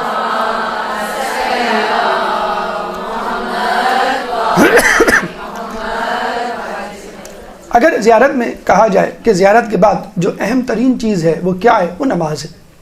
خود زیارت کا جو عمل ہے اس کے بعد کیا اہم ترین نماز ہے، جس کو ہم لوگ سب سے زیادہ انڈر ایسٹیمیٹ کرتے ہیں. ہم تو زیارت کرنے آئے، کوئی یہاں نماز باجماعت پڑھنے تھوڑی آئے. ہم تو زیارت کرنے آئے، کوئی ہم نماز حرم میں پڑھنے کے لیے تو نہیں آئے. مثلا ٹھیک ہے ہم جائیں گے اور بس زیارت کر کے آ جائیں گے. اپنی زیارتوں کے اوقات کو نماز سے سنکروڈائز کریں. فجر میں جائیں، ظہرین میں جائیں، مغربین میں جائیں. اللہ نے ویسے آپ کو 3 اوقات کی ایک اپارچونیٹی دی ہوئی ہے. کیا ایسا مشکل مرحلہ ہے؟ آپ کو مجھے بتائیے، نماز باجماعت، نماز شب اور دیگر نوافل کا موقع اپنے گھر میں، اپنے مقام میں، جہاں جس شہر میں آپ رہتے ہیں، موقع ملے گا؟ کبھی نہیں ملے گا. آپ گھر میں کتنی کوشش کر لیں، کبھی نہ کبھی نماز فجر یا نماز شب میں ڈنڈی آپ مار جاتے ہیں. 11 رکعت نماز شب پڑھنا، یا نماز فجر اول وقت میں پڑھنا، یا نماز فجر باجماعت پڑھنا. مردوں کے لیے، عورتوں کے لیے کیا، مردوں کے لیے کتنا مشکل ہے. بہت سے علاقے ایسے ہیں جہاں پہ امام بارگاہ نہیں ہے، مساجد نہیں ہے، اور وہ کس طرح پڑھیں؟ اللہ نے بہترین موقع دیا ہے کہ چند قدم چل کر آپ تمام نمازیں کوشش کریں، پوری کوشش کریں کہ آپ باجماعت پڑھیں. تمام نمازیں، کسی ایک نماز کے لیے بھی نہ سوچیں کہ بھئی ہم زیارت کرنے جائیں گے مثلا 9 بجے تو بس اسی وقت پڑھ لیں گے یا ہوٹل میں پڑھ کے جائیں گے. نہیں، آپ اپنی زیارت کا وقت نماز سے میچ کریں کہ مجھے ایسے وقت میں جانا ہے کہ جب مجھے جماعت کی نماز مل جائے. اور اس کے بعد بہت ساری نمازیں جو جماعت یومیہ نماز کے علاوہ ہوتی ہے، مثلا نماز زیارت ہے کہ جب بھی آپ زیارت پڑھیں گے معصوم کی تو نماز زیارت بھی اس کے ساتھ پڑھیں گے، اس میں انبیاء بھی آ جاتے ہیں.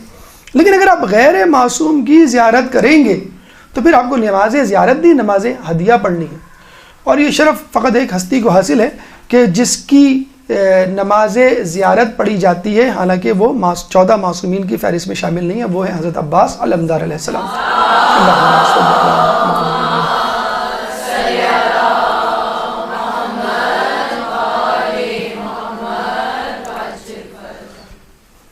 نماز تحیۃ المسجد، بہت ساری مسجدیں ہیں جن کا آپ وزٹ کرتے ہیں. مسجد حنانہ ہے، مسجد سہلہ ہے، مسجد کوفہ ہے. لوگ جاتے ہیں بس گھوم پھر رہے ہوتے ہیں، ویٹ کر رہے ہوتے ہیں بھائی فلاں. اچھا، یہ ویٹنگ سسٹم کا بڑا ایشو ہے، اس کو کبھی بھی نہیں ضائع کیجیے گا. ہوٹل کی لابی میں ویٹ ہو رہا تھا، آدھا گھنٹہ وہاں لگتا ہے. پھر آپ گئے قبیل بن زیاد کی یا میں تمار کی یا جو ہے وہ حانی بن عروہ یا مسلم بن عقیل، ہر جگہ پہ آپ کو 15 منٹ آدھا گھنٹہ 15 منٹ آدھا گھنٹہ جو ہے وہ رکنا پڑتا ہے. تو بھائی آپ کیوں ٹائم ضائع کر رہے ہیں؟ آپ کوئی ذکر کریں.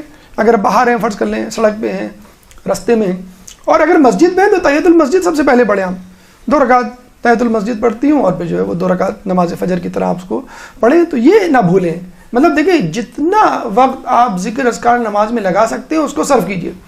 نماز قصر، زائرین میں کچھ جوشیلے قسم کے لوگ بھی ہوتے ہیں جو اپنے جوش میں جو ہے وہ زیارت کو خراب کر دیتے ہیں. مثلا ہم کو کہا جائے کہ بھائی آپ جو ہے نماز قصر پڑھیں. بھائی نماز قصر کیا ہوتی ہے؟ آدھی. ارے ہم تو دفتر کی چھٹی لے کر آئیں، ہمیں تو جو ہے وہ بچوں کی کوئی فکر ہی نہیں ہے، بچوں ہم گھر میں چھوڑ کے آئے، ہم تو پوری پڑھیں گے، بلکہ زیادہ پڑھیں گے، آپ بتائیں ہمیں. تو بھائی یہ جو اللہ تعالیٰ نے اور رسول نے اور ائمہ نے اور مجتہدین نے جو عرق ریزی سے آپ کے لیے مسائل استنباط کر دیے ہیں اور اللہ اس کے رسول نے بتا دی، اسی پہ چلنا ہے آپ کو. اس چکر میں نہ رہیں کہ بھائی اس وقت جوش ایمانی میرا عروج پر ہے. بھائی تو عروج پہ کیا مطلب؟ آپ 2 رکعت فجر کی 4 رکعت کر کے پڑھ دیں گے آپ کو تو اصول کو فالو کرنا ہے نا. اچھا، کچھ لوگ اتنے بھولے ہوتے ہیں، واپس آتے ہیں کہتے ہیں کہ ہمیں تمام نمازیں سمجھ میں آ گئی، آدھی فجر کی بھی سمجھ میں آ گئی، آدھی 1 رکعت. یہ مغرب کی جو نماز ہے وہ ہم دوسری رکعت میں رکوع سے پہلے ختم کر دیں یا رکوع کے بعد؟ یعنی 1.5 رکعت کب ہوتی ہے؟ وہ آگے پوچھ رہے ہوتے ہیں. بھائی آپ کو مسئلہ یہی ہوتا ہے نا کہ مسئلہ بھی پورا نہیں پوچھتے اور چلے جاتے ہیں. تو فجر کی ویسی پڑھنی، مغرب کی ویسی پڑھنی، جو 4 رکعتی نمازیں ان کو 2 کرنا ہے. اور کچھ لوگ جو ہیں وہ الزام میں ہوتے ہیں کہ فلسفے میں ہوتے ہیں، مجتہد بننے کی کوشش کرتے ہیں. وہ ہمارا ایک دوست ہے کہنے لگے کہ اتنی کمفرٹیبل لائف ہے ماشاءاللہ، دیکھیں آپ بحرین کا لانچ میں ہم بیٹھے ہوئے ہیں، 40 منٹ ہیں اور بہت وقت ہے کہ اللہ تعالیٰ نے کیوں رکھی ہے قصر کی نماز؟ پوری رکھنی چاہیے تھی. اب وہ اس بحث میں الجھے ہوئے تھے. Karachi passengers please gate number 49 the flight is ready. وہ اناؤنسمنٹ شروع ہو گیا. وہ ایک دم سے اٹھے، کہنا ہمیں تو بتایا گیا تھا 40 منٹ. کہنا 40 منٹ تو بتایا گیا تھا لیکن آدھے گھنٹے پہلے انٹری ہوتی ہے کیونکہ سیٹنگ وغیرہ ان کو سب لوگوں کو اپنی جگہ پہ بٹھانا ہوتا ہے. اور وہ ٹینشن ہماری نماز تو نہیں پڑھی ہم نے. کہنا اب آپ کو تو جانا پڑے گا. اب وہ کبھی ادھر جا رہے ہیں، کبھی ادھر جا رہے ہیں، کبھی جو ہے وہ وہاں سے سیکورٹی گارڈ آ رہا ہے، کبھی وہاں سے آ رہا ہے. You are from Karachi, yes okay gate number 49. Hurry sir وہ نماز، نو نماز، گو 49 گیٹ نمبر 49. اور وہ ٹینشن میں بھاگ رہے ہیں، دوڑے ہیں، سر کو جا رہے ہیں کیا کروں کیا کروں. قصر نماز میں نے کہا آپ پوری پڑھ سکتے ہیں؟ کہتے پوری کیا، میں تو اس وقت قصر بھی نہیں پڑھ سکتا. اب بھاگے بھاگے جا رہے ہیں، کہہ رہے ہیں کیا کروں. اور وہ ان کو نماز پڑھنے کے میں ایروپلین میں جاؤں گا وہاں بڑی ٹینشن ہے، قبلے کا مسئلہ، قیام کا مسئلہ. تو اتفاق سے اسی وقت جو ہے وہ سیکورٹی گارڈ نے جو ہے وہ پیچھے دیکھا، کسی نے اس کو آواز دی عربی میں، کہا کہ بھائی کراچی کے 2 پیسنجر فلاں جگہ کھڑے ہوئے. اس کو جلدی سے لے کر آؤ. اور وہ کھڑا ہو گیا اس کے انتظار میں. ان کو 4 منٹ مل گئے. 4 منٹ میں 2 ظہر کی رکعت اور 2 رکعت نماز عصر پڑھی اور خوشی خوشی واپس آئے کہ واقعی اللہ تعالیٰ نے قصر کی نماز جو رکھی ہے وہ صحیح رکھی ہے.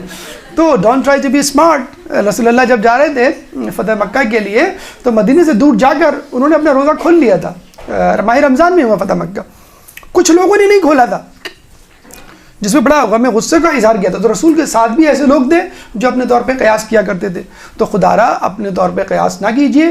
جو احکامات بتلا دیے گئے یہ آپ کی سہولت کے لیے، آپ کی ضرورت کے لیے ہیں اور یہ آپ کے کام آتے ہیں. اگر فرض کر لیں آپ کے پاس ٹائم ہے تو آپ نوافل پڑھ لیں. آپ نہ جائیں ڈیوٹی فری شاپ، آپ نہ جائیں ادھر ادھر کہ میں جو ہوں وہ اس مقام کو دیکھ لوں کہ یہاں پر کیا کیا چیزیں موجود ہیں. ہاں کچھ جگہیں ہیں، کچھ چیزیں ہیں کہ جہاں پر آپ کو اختیار ہے، واجب نہیں ہے، آپ کو اختیار ہے کہ آپ جو ہے وہ نماز پوری پڑھ سکتے ہیں. جیسے بیت اللہ ہے، مسجد نبوی ہے، مسجد کوفہ ہے اور حائر حسینی کا جو حصہ ہے، اور آغا سستانی کے مطابق مسجد سیلا جو کہ کوفے میں شامل ہو جاتی ہے. دیکھیں اس کی علت جو علماء فرماتے ہیں وہ یہ کہ اللہ تعالیٰ سورہ آل عمران آیت نمبر 96 میں فرماتا ہے ان اول بیت وضع للناس للذی ببکۃ مبارک، کہ لوگوں کے لیے جو اول گھر بنایا گیا وہ بیت اللہ ہے، مکہ ہے، وہ بیت اللہ ہے. تو اس حوالے سے جب لوگوں کے لیے گھر بنایا گیا تو ہم سب کے لیے وہ گھر ہے. جب وہ اللہ کا تو گھر ہے لیکن ہمارے لیے، تو جب وہ ہمارے لیے گھر ہے تو وہاں پہ ہم اپنے گھر کی طرح پوری نماز پڑھیں گے. اور ویسے بھی یہ گھر کس نے بنایا؟ انسانوں میں جس کو ہاں حاصل ہے کہ وہ یہ کہہ سکے کہ اللہ کا تو گھر ہے لیکن یہ میرا گھر ہے، اللہ نے مجھے دیا بنا کر اور پھر مجھے کہا ہے کہ اب تم جو ہے اس کی رکھوالی کرو. وہ ابراہیم علیہ السلام ہے. اور ابراہیم علیہ السلام کے بارے میں اللہ تعالیٰ سورہ حج آیت نمبر 78 میں فرماتا ہے ملت ابیکم ابراہیم، اور تم ابراہیم کی امت ہو اور تم ابراہیم کی ملت کی پیروی کرو. کون ابراہیم؟ جو تمہارے باپ ہیں. تو باپ کا گھر آپ کا باپ ہوتا ہے، آپ کا گھر ہوتا ہے، باپ کا گھر آپ کا گھر ہوتا ہے. اسی طرح مسجد نبوی اور مسجد کوفہ کے بارے میں جو حدیث ہمارے پاس موجود ہے، کیا حدیث موجود ہے؟ انا و علی ابو ہذہ ملت، کہ میں اور علی اس امت کے 2 باپ ہیں. تو باپ کا گھر آپ کا گھر، آپ اپنی جو ہے نمازیں پوری پڑھیں. اور حائر حسینی کے لیے علماء فرماتے ہیں کہ رسول نے کسی امام کے لیے، کسی معصوم کے لیے جملہ نہیں کہا جو حسین کے لیے کہا، حسین منی و انا من الحسین. تو یہ جو نسبت ہے حسین کی رسول کی وہ ہمیں مجبور کرتی ہے کہ یہ قبہ حسینی کے نیچے، حائر حسینی کے نیچے جو جگہ ہے وہ ہمارا ہی گھر ہے. کربلا سے پہلے حسین منی، حسین مجھ سے ہے، حسین کی شناخت رسول. اور کربلا کے بعد وَأَنَا مِنَ الْحُسَيْن، رسول کی شناخت حسین. اگر حسین کو پہچاننا ہے تو رسول سے پہچانو کربلا سے پہلے، اور اگر رسول کو پہچاننا ہے تو حسین سے پہچانو کربلا کے بعد. تو یہ 4 مقامات ہیں جہاں پہ آپ کے اختیار ہے، آپ چاہیں تو پوری پڑھیں، آپ چاہیں تو قصر کر کے پڑھیں. نماز باجماعت کے بارے میں کہا جاتا ہے کہ نماز باجماعت نماز فرادہ سے بہتر ہے، چاہے اول وقت میں نہ ہو. نماز باجماعت نماز فرادہ سے بہتر ہے چاہے مختصر ہی کیوں نہ ہو. فرادہ طویل ہے، جماعت مختصر ہے، نماز باجماعت افضل ہے. فرادہ اول پڑھنے کا وقت ہے لیکن کسی نے کہا جماعت ہونے والی ہے ذرا ٹھہر جاؤ، اول وقت نکل جائے گا، تو آپ جماعت سے نماز پڑھیں، یہ زیادہ افضل ہے. تو نماز باجماعت اور خود نماز در حرم، امام کے حرم میں نماز، یہ بھی مسئلہ ہے کہ امام کے حرم میں نماز مسجد میں پڑھی جانے والی نماز سے بہتر۔ حرم کے سامنے اگر کوئی مسجد بھی ہے، مسجد توسی جیسے ہے مولا علی کے حرم کے سامنے اگر مسجد ہے، تو بھی کوشش کریں ہم حرم کے اندر نماز پڑھیں۔ حرم کے اندر نماز مسجد میں نماز سے افضل ہے۔ اور امام حسین کے حرم کے بارے میں کہا جاتا ہے کہ واجب نماز پڑھنا حج کے برابر فضیلت رکھتا ہے، اور مستحب نماز پڑھنا عمرے کے برابر ثواب رکھتا ہے۔ تو کتنا بڑا ثواب، اللہم صلی علی محمد و آل محمد۔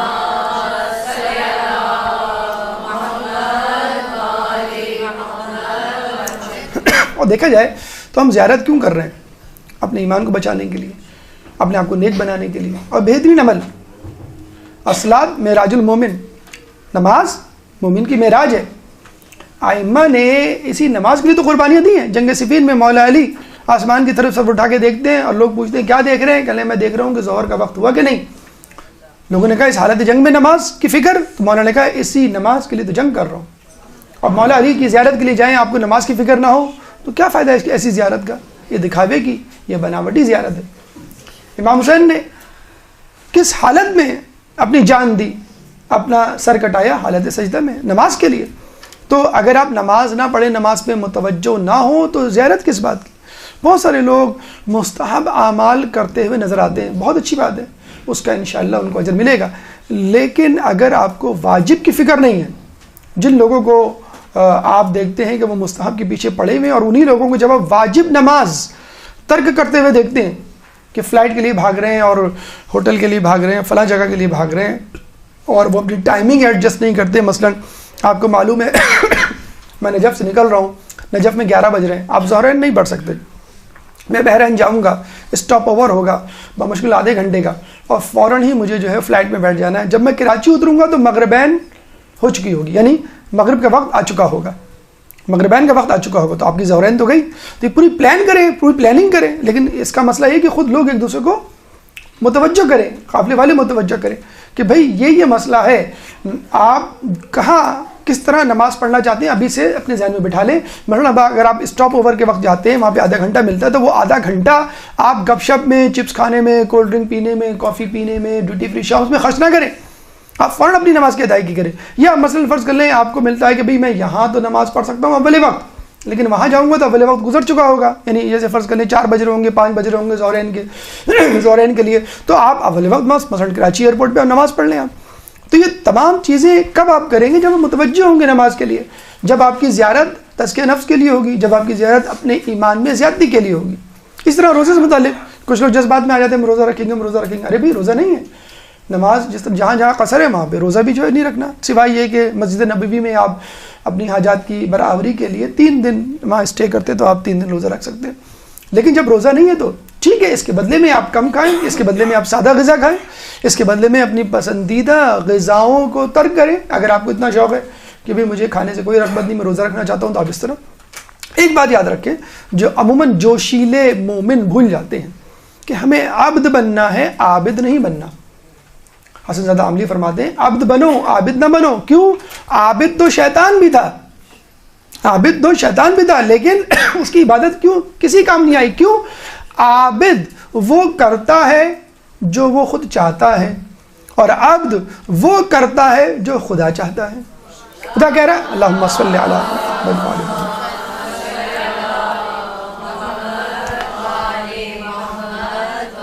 خدا کہہ رہا ہے کہ روزے رکھو، آپ نے روزے رکھنے شروع کر دیے، رکھتے رکھتے رکھتے رکھتے ایک دم سے عید آ گئی۔ اللہ کو چاہیے تھا کہ تھوڑا سا جو ہے وہ سلو روزے کی عادت چھڑواتا، نہیں، نہ مباح کہا نہ مکروہ کہا، ایک دم سے کہہ دیا حرام، امپاسبل، روزہ رکھ ہی نہیں سکتے۔ کتنی جسے کہتے ہیں عجیب سی کیفیت ہوتی ہے کہ جو ہے آپ 30 دن جو ہے یا 29 دن جو ہے وہ بغیر ناشتے بغیر کھانے کے گزار دیتے ہیں، اور ایک دم سے آپ کو سیوئیاں اور جو کھانا جو ہے وہ دے دیا جاتا ہے ناشتہ، اور آپ کو وہ کھانا پڑتا ہے۔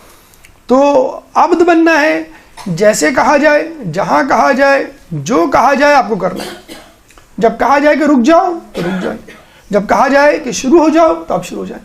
تو آپ کو فقط یہ دیکھنا ہے کہ اللہ مجھ سے کیا تقاضا کر رہا ہے، یہ نہیں کہ میں کیا تقاضا کر رہا ہوں اپنے آپ سے۔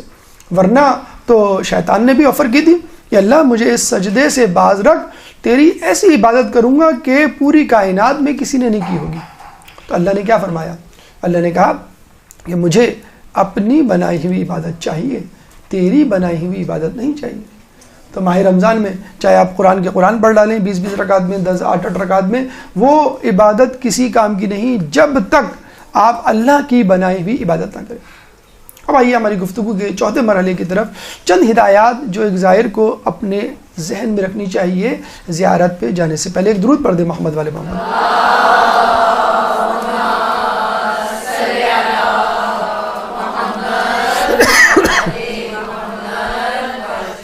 پابندی وقت جس کے ہم بالکل بھی پابند نہیں ہیں، قسم کھا لی ہم نے، کراچی والوں نے، پاکستان والوں نے۔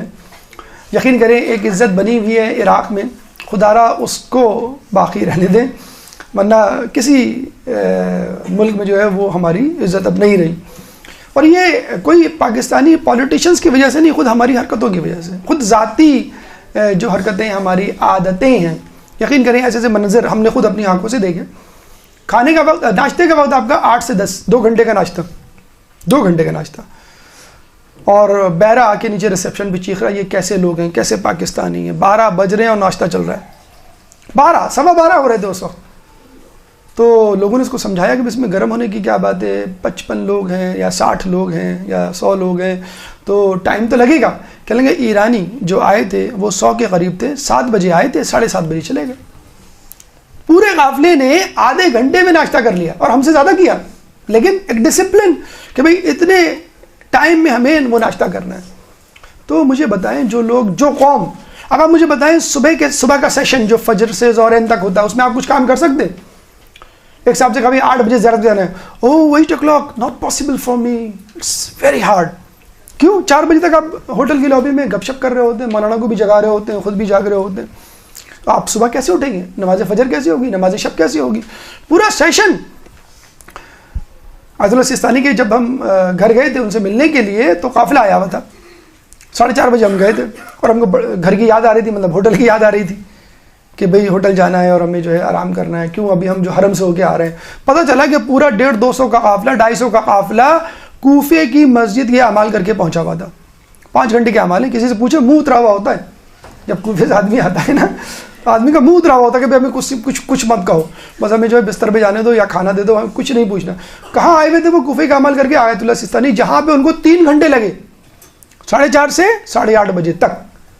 ہم باہر نکلے، ہم تو پھر بھی قدرے فریش تھے، ہم نے کہا چلیں تھوڑا سا اور آگے چلے جائیں، آیت اللہ بشیر نجوی سے مل لیں، پہلے کہ ہمارے پیچھے پیچھے وہ لوگ بھی شامل۔ تو خدا را نے آپ کو ٹف بنائی ہے، یہ زیارت یہی تو سکھا رہی ہے آپ کو۔ کراچی میں، اپنے گھر میں، اپنے ملک میں جن عادتوں میں آپ مبتلا ہیں ان عادتوں کو چھوڑنے کا بہترین طریقہ ہے، چائے ملے نہ ملے کوئی بات نہیں، کھانا ملے جیسے بھی ملے کوئی بات نہیں، نیند کبھی پوری کبھی نہیں، کبھی 3 گھنٹے کی، ٹھیک ہے باقی نیند میں بعد میں پوری کروں گا، اس طرح اسپلٹ کرتے ہیں آپ نیند کو۔ ٹھیک ہے میں رات کو دیر سے سویا لیکن فجر میں اٹھنا ہے، چاہے کچھ بھی ہو جائے، یہاں کربلا میں یا نجف میں جماعت نہیں چھوڑوں گا فجر کی، اب تہیہ کر لیں۔ اور یقین کریے یک سردی میں جب آپ امام کے حرم میں جائیں گے اور فجر کی نماز پڑھیں گے وہ کبھی نہیں بھولیں گے آپ۔ اپنے گھر میں گرم گرم پانی سے گیزر سے اور ہیٹر آن کر کے جو نماز پڑھ لیتے ہیں وہ کچھ بھی نماز نہیں، وہ کبھی نہیں یاد ہے کہ مولا کے حرم میں نماز پڑھ رہے تھے، فجر کی نماز 3-4 ڈگری سینٹی گریڈ بارش ہو گئی، وہ کبھی نہیں بھول سکتے کہ آپ فجر کی نماز مولا علی کے حرم میں بارش ہو گئی اور وہاں سے ہکا دی گئی چلو یہاں سے وہاں جاؤ، وہاں گئے تو وہاں پہ چھتری کے نیچے تو وہاں پہ چھتیں ٹپک رہی ہیں۔ ایک مجھے ان کا نام یاد نہیں آیت اللہ کا، تو وہ اٹھے نماز شب میں اور اپنی بیگم کو کہا کہ ذرا چائے بنا دو، تو بیگم نے چائے بنائی، چائے بنانے کے بعد دیکھا دائیں بائیں موجود ہی نہیں، وہ پورے گھر میں ڈھونڈ ڈالا وہ موجود ہی نہیں، تو انہوں نے کہا بارش سردی ہے، بارش تو دور کی بات برف باری ہو رہی ہے، یہ کہاں چلے گئے؟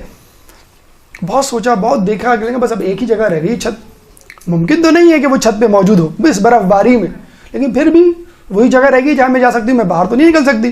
تو سیڑھیاں چڑھ کے وہ جب چھت پہ پہنچی ان کی بیگم، تو آیت اللہ و مجتہد جو ہے وہ رکوع کی حالت میں اور 6-6 انچ کی برف جمی ہوئی تھی، کمر پہ 6-6 انچ کی برف اور حالت رکوع میں۔ یہ ہے دنیا وما فیہا سے بے خبر ہونا جب اللہ سے آپ ہم کلام ہو، جب اللہم صلی اللہ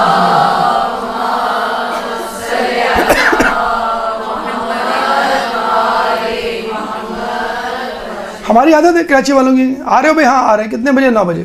9 بج گئے بھائی, بس 5 منٹ میں آ رہا ہوں. پھر تھوڑی دیر بعد, یعنی تھوڑی دیر بند ہے, 15 منٹ بعد آپ نے فون کیا, کیا ہوا بھائی؟ بس 5 منٹ میں آ رہا ہوں. آدھے گھنٹے بعد بس 5 منٹ میں آ رہا ہوں. تو وہ ہمارا ڈرائیور ہم سے ہمیشہ خائف رہتا تھا کہ تم لوگ کبھی بھی وقت میں نہیں پہنچتے. آخری دن ہم سب پہنچ گئے, یعنی ہمارے مطابق 2 گھنٹے لیٹ, لیکن وقت پہ 2 گھنٹے لیٹ ہوتے ہیں ہم لوگ ہمیشہ منیمم. تو ڈرائیور موجود نہیں, وہ سب جو خوشی سے نعرے لگا رہے ہیں اب آ جائے ڈرائیور, ساری کسر نکالیں گے پوری زیارت کی کہ ہم نے تمہیں ستایا, آج تم نے ہمیں ستایا. ہم 15 منٹ سے کھڑے ہوئے یہاں پہ. تو جیسے ہی ڈرائیور آیا اور آتے ہی وہ عربی میں علم غلم جو ہے وہ شروع ہو گیا. تو لوگوں نے کہا بھائی کیا مسئلہ ہے بھائی, یہ ہم پہ گرم ہو رہا ہے, ہم اس پہ گرم ہونے والے تھے. کہنے لگے یہ 2 مرتبہ یہاں آگے جا چکا ہے, یہ جو آپ کہتے ہیں نا 5 منٹ. تو وہ بیچارہ بھولا بھالا, وہ پاکستانی تھوڑی ہے, وہ تو عراقی ہے, وہ 5 منٹ سمجھ کے آ گیا. اور جمعرات کا دن ہے, لوگوں کا انفلکس ہوگا شب جمعہ گزارنے کے لیے. سیکیورٹی ایشو تھے نجف میں اس زمانے میں, آپ کو معلوم ہوگا 7 گاڑیاں ٹکرائی تھیں, بم بلاسٹ ہوا تھا, لیکن وہی لوگ جو ہے ہلاک ہوئے, جہنم واصل ہوئے, تقریباً 100 سے زیادہ افراد. تو سیکیورٹی بڑی ٹائٹ تھی, وہ ایک لمحے کے لیے بھی آپ کو نہیں کھڑا ہونے دیتے تھے. تو آپ امام کو راضی کرنے جا رہے ہیں, لوگوں کو, مخلوق خدا کو ناراض کر رہے ہیں, تو امام کیسے آپ سے جو ہے وہ راضی ہو جائے گا؟ آپ کو واقعہ نہیں یاد ہے کہ جو علی بن یقطین کا امام سے ملنے آئے تھے, تو امام نہیں ملے تھے. کیوں نہیں ملے تھے؟ کہ تم نے ابراہیم جمال کو ناراض کیا. کیوں ناراض کیا؟ پتہ چلا کہ ابراہیم جمال اونٹ والا شتربان تمہارے پاس آیا تھا, تم نے ملنے سے انکار کر دیا تھا, اور تم اپنے آپ کو بہت, مطلب کہنے کا مقصد یہ تھا کہ تم اپنے آپ کو بہت بڑی اونچی چیز سمجھتے ہو. اگر تم میرے قریب ہو اور میں نے تم کو وزیر اعظم یا وزیر وزارت کا عہدہ دلوایا, یا تم سے راضی ہوں اس حالت میں تم سے راضی نہیں ہوں, اور تمہارا خدا بھی تم سے راضی نہیں ہے, جاؤ اس کو مناؤ. علی بن یقطین وہاں سے جاتے ہیں, کہاں؟ کوفے, اپنے ہی جگہ عراق, اپنے ملک مدینے سے, گھر نہیں جاتے ہیں, وہاں جاتے ہیں. اور ابراہیم جمال سے کہتے ہیں مجھے معاف کر دو, فلاں دن تم آئے تھے, میں مصروفیت کی وجہ سے تم سے نہ مل سکا, مقصد تمہاری اہانت نہیں تھا. اس نے کہا ٹھیک ہے میں نے معاف کیا. کہ نہیں, میں زمین پہ اپنا رخسار رکھتا ہوں, تم اپنا پیر رکھنا. جیسے نادرا والے فٹ پرنٹ آج کل جو ہے وہ سم لینی ہو تو آپ کو فٹ پرنٹ, آپ کو تھم پرنٹ دینا ہوتا ہے نا, اس نے کہا تم اپنا فٹ پرنٹ دو, پیر رکھو یہاں پر, اور یہی جو ہے خاک میں تمہارے پاؤں کی امام کو دکھاؤں گا. اور اسی حالت میں واپس گئے, گھر نہیں گئے, امام کے پاس واپس گئے, پہلے معافی مانگ لوں. پھر امام نے معاف کیا کہ ہاں اب ہم تم سے راضی, تمہارا رب بھی تم سے راضی, اب تم گھر جاؤ. ہم کس طرح دعویٰ کر سکتے ہیں؟ وہاں ہم نے ڈرائیور کو انڈر ایسٹیمیٹ کیا ہوا ہے, ڈرائیور کے کیا اوقات, ہم نے بیرے کو انڈر ایسٹیمیٹ کیا ہوا ہے. آپ کو معلوم ہے 2 قافلے آئے ہیں, 2 ملکوں سے آئے ہیں, ایک پاکستانی قافلہ, ایک ایرانی قافلہ. 4 ٹیبلیں, 2 ٹیبلیں آپ لے لیں, 2 ٹیبلیں وہ لے لیں. جس پہ دستخوان لگا ہوا ہے اس پہ آپ بیٹھ جائیں, جس پہ نہیں لگا ہوا اس کا مطلب وہ کسی اور کے لیے. اور آپ جو ہیں وہ سفاری پارک اور ہل پارک کے جھولوں کی طرح جو ہے وہ ہر جگہ پہ بیٹھے ہوئے, تھوڑے تھوڑے کر کے اس بیرے کا, اس ویٹر کا کام بڑھا رہے ہیں آپ. وہ 4 گھنٹے آپ کے ناشتے کے لیے ہاتھ باندھ کے کھڑا ہوا ہے. تو مخلوق خدا کو آپ ناراض کریں گے تو یقین کریں آپ کی حالت ابراہیم علی بن یقطین جیسی ہے. امام آپ سے کبھی بھی راضی نہیں ہوں گے جب تک آپ مخلوق خدا کو راضی کر کے نہ جائیں. صفائی, یہ مجھے نہیں سمجھ میں آتا کہ ہمارے یہاں ایک کیا ایسا بڑا ایشو ہے. آپ جو ہے چاکلیٹ کھاتے ہیں, اس کا ریپر گاڑی سے باہر. ایک زمانے میں میں نے پڑھا تھا ریجنٹ پلازا میں, ایک صاحب کھڑے ہوئے تھے, دیکھا ایک مرسڈیز گاڑی آ کے رکی اور شیشہ آٹومیٹک تھا, نیچے ہوا, ایک ہاتھ باہر نکلا اور چاکلیٹ کا ریپر جو ہے باہر پھینکا گیا. وہ شخص باہر سے آئے تھے پاکستانی, وہ غصے میں گئے کہ اس کو بولیں کہ بھائی ریپر آپ کہاں پھینک رہے ہیں, آپ اتنی بڑی گاڑی آپ نے رکھی ہوئی ہے. اس کے لیے ہم کہتے ہیں کہ ہونڈا سیوک ہے, سیوک سینس نہیں ہے. تو مرسڈیز تھی ان کے پاس, تو وہ جب گئے تو پتہ چلا اس زمانے کے گورنر, موجودہ نہیں کہیں پھنسوا مت دیے گا, اس زمانے کے 10-15 سال پہلے کی بات ہے, اس زمانے کے گورنر صاحب موجود تھے جنہوں نے ریپر باہر پھینکا تھا. تو چلیں چھوڑیں پولیٹیشنز کو, تو اس سے زیادہ جو ہے وہ کر رہے ہوتے ہیں. لیکن آپ کیا کر رہے ہوتے ہیں؟ ڈرائیور نے لٹرلی یقین کرے ہمیں کہا کہ تم لوگ کوڑا ایسی جگہ پہ پھینکتے ہو کہ مجھے سمجھ میں نہیں آتا پھینکا کیسے ہوگا. سیٹوں کے نیچے اور پتلی کھا آپ ادھر رہے اور 10 سیٹ آگے آپ کا کوڑا, مطلب آپ کو فکر ہی نہیں. آپ نے پاپ کارن کھائے, 2-4 گرے, آپ نے جانے دیے, چاکلیٹ کھائی, ریپر پھینک دیا. تو آپ کس کے شہر میں گندگی پھیلا رہے ہیں؟ امام کے شہر میں. کربلا جو ہے امام نے خریدی تھی نا, وہ جگہ پوری خریدی تھی, تو امام کا حرم ہو گیا, پوری کربلا امام کا گھر ہوا. تو کس کے گھر میں آپ گندگی پھیلا رہے ہیں؟ امام کے گھر میں گندگی پھیلا رہے ہیں. ٹائمنگ کے حوالے سے یاد رکھیں، اگر ٹائم بچانا ہے آپ کو بھی، کاروان والوں کو بھی، کاروان والوں کے لیے وہ ہے کہ بریفنگ دیں. مثلا بریفنگ کا کیسے دیں؟ آپ کو ایک ہفتے پہلے 15 دن پہلے بلائیں اور پورا جو ہے وہ ٹائم ٹیبل بتا دیں اور کتابیں ہاتھ میں پکڑوا دیں، کیا کیا پڑھنا ہے آپ کو، جانے سے پہلے کیا کیا چیزیں لے کے جانی ہیں. ایک کلاس حج عمرے کی ہوتی ہیں، شاید عمرے کی بھی اپنی ہوتی ہیں، حج کی ہوتی ہیں. پہلے اس کی بھی کلاسز ہوا کرتی تھی اور لوگ شاید ابھی بھی لیتے ہیں زیارت کے لیے. ایئرپورٹ پہ کلاس ہونی چاہیے. 4 گھنٹے آپ کو بلا لیتے ہیں.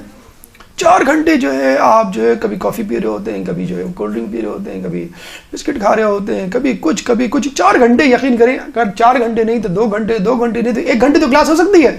آداب سفر بتا دیے جائے، جو چیزیں آپ کو لینی ہے، جن مراحل سے آپ کو گزرنا ہے، امیجیٹ جو ہماری ڈیسٹینی ہے، کس جگہ آپ جا رہے ہیں.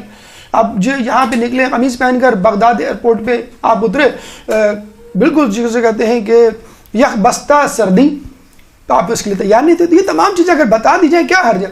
ہوٹل میں جب آپ زیارت کے لیے جا رہے ہیں، وادی سلام جا رہے ہیں، تو وادی سلام کی معلومات اگر دے دی جائے وہ بہتر ہے. رات کو اسپیشلی کھانے پہ ایک کلاس درس اخلاق کی ضرور ہونی چاہیے.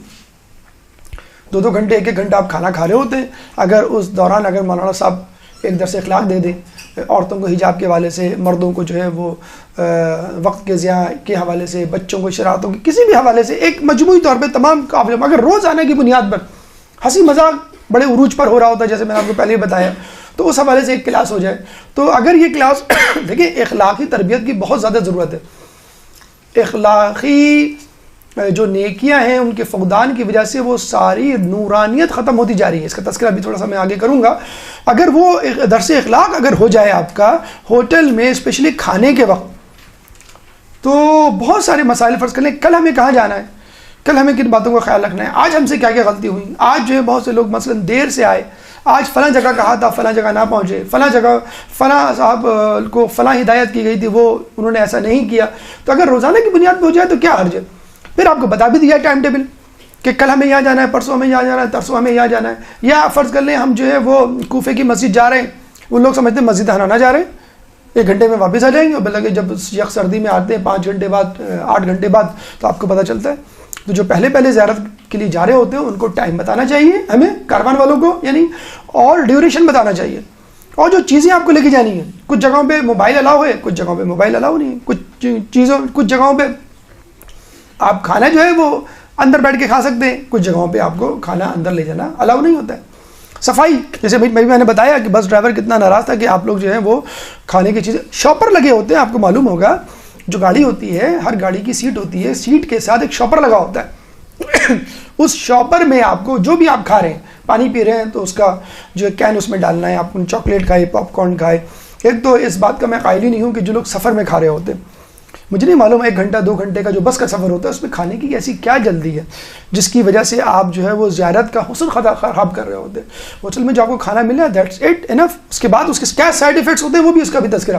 صفائی، کس کے شہر میں آپ گندگی کر رہے ہیں؟ امام کے شہر میں، جس کو امام نے خریدا، نجف مولا علی کا شہر ہے، اس کے شہر میں آپ گندگی کر رہے ہیں.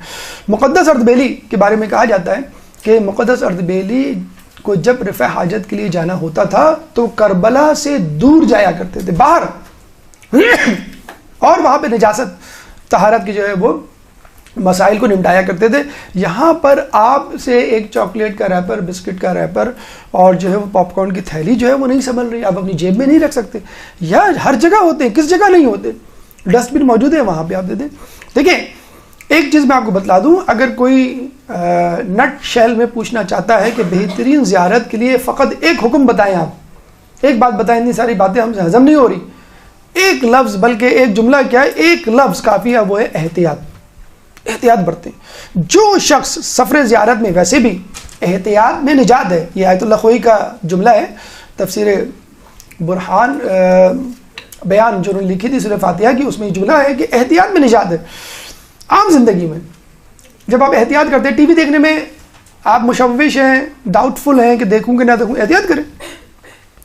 وضو کے حوالے سے ہے، جتنی احتیاط کر سکتے ہیں. روزے کے حوالے سے جن چیزوں میں احتیاط ہے، کچھ چیزوں میں ٹھیک ہے آپ کو جو ہے وہ اصل برات جسے کہتے ہیں کہ آپ کو جو ہے وہ فائدہ دے دیا جاتا ہے، ٹھیک ہے آپ شک نہ کریں، آپ جو ہے اپنے شک پر یقین نہ کریں، اس کو جو ہے اس کی پرواہ نہ کریں، لیکن دیکھا یہی گیا ہے کہ انسان جب بھی احتیاط کرتا ہے اس کا فائدہ اس کو پہنچتا ہے. ایک مشکوک غذا ہے، آپ اس کو احتیاط کریں. ایک چیز جو وہاں پر ہمیں نظر آتی ہے، لوگوں کی چیزیں استعمال کرنے میں احتیاط نہیں کرتے.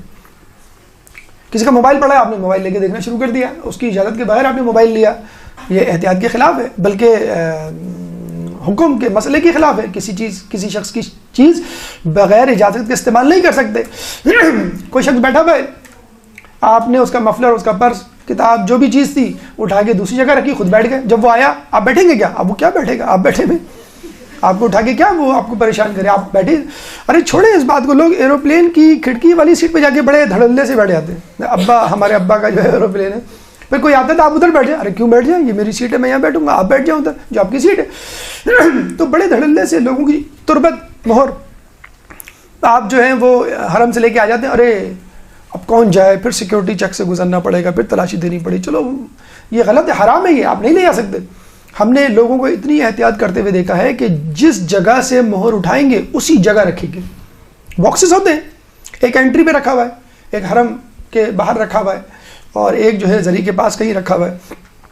تو جہاں سے مہر اٹھائیں گے وہی رکھیں، جہاں سے جو کتاب اٹھائیں گے وہ وہی رکھیں گے. آپ نے اکثر دیکھا ہوگا کہ وہاں پہ لوگ گھوم رہے ہوتے ہیں ٹرالی لے کر، کہ کتابیں اٹھاتے ہیں مختلف جگہوں پہ اور ان کو جا کے وہاں پہ رکھ رہے ہوتے ہیں جہاں پہ ہوتی ہیں. تو اس شخص کی جو دقت ہے آپ اس کو کم کر دیں گے کم از کم، کہ جہاں سے جو چیز اٹھائی ہے اس کو آپ وہاں رکھیں. مقدس ارض بیلی کی دیکھیے، میں آپ کو بتا رہا ہوں کہ جو آپ کہہ رہے ہیں آپ یہ سمجھ رہے ہوں گے احتیاط کون سی ایسی بڑی چیز ہے. ٹھیک ہے، یہ حرم میں جو لوگ کام کر رہے ہیں ان کو معاوضہ مل رہا ہوگا. یہ بات میں آپ کو بتا دوں، 2 سال پہلے تک حرم میں کام کرنے والوں کو معاوضہ نہیں دیا جاتا تھا. اب 2 سال سے ماشاءاللہ آپ لوگوں کے زیارت کے ہجوم سے، انفلکس سے، اور ویسے بھی سیکیورٹی کے حالات وہاں بہتر ہوئے ہیں.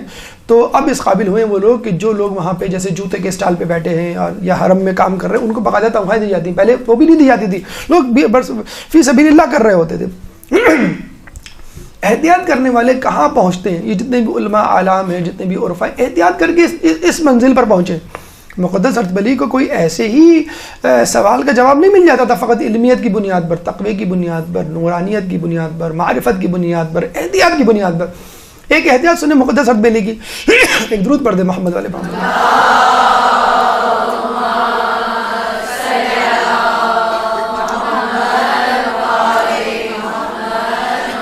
نجف سے کربلا جاتے ہیں، ایک گدھا کرائے پہ لیتے ہیں اور اس پہ سوار ہونے لگتے ہیں. ایک شخص آتا دوڑتا ہوا کہ کربلا میں فلاں میرا رشتہ دار رہتا ہے، یہ خط اس تک پہنچا دیے گا. وہ خط لے کے جیسی جیب میں رکھتے ہیں ان کو خیال آتا ہے کہ میں نے جس شخص سے گدھا کرائے پہ لیا ہے اس سے اجازت نہیں لی، اس سے تو فقط اپنے ساز و سامان کو لے جانے کی اجازت لی ہے. ساز و سامان کیا، خط کا وزن کتنا ہوتا ہے، لیکن احتیاط. اب وہ گدھے سے اتر کے اس مالک کو ڈھونڈ رہے ہیں جس سے لیا تھا کرائے پہ آپ نے وہ جانور، اور وہ ان کو مل کے نہیں دے رہا اور وقت بے وقت گزرتا جا رہا ہے. ہم نے کہا مجبوری ہے، مجھے بہت زیادہ تاخیر نہیں کرنی، میں ایسے ہی چلتا ہوں. آپ کو معلوم ہے نجف سے کربلا وہ پیدل گئے، گدھا اپنے طور پہ جا رہا ہے اور یہ اس شخص کا جو ہے وہ خط پکڑے ہوئے جو ہے وہ اپنی جیب میں ڈال کے جا رہے ہیں، کیونکہ اگر اس خط سمیت میں اس گدھے پہ سوار ہو گیا تو میں جو ہوں ایک جو ہے اجازت کے بغیر کام کروں گا، حالانکہ میں نے اس سے اجازت نہیں لی ہے. بس یہ وہ احتیاط ہے علماء کی جس کی وجہ سے امام ان کو جواب دیا کرتے تھے جب بھی وہ سوال کیا کرتے تھے.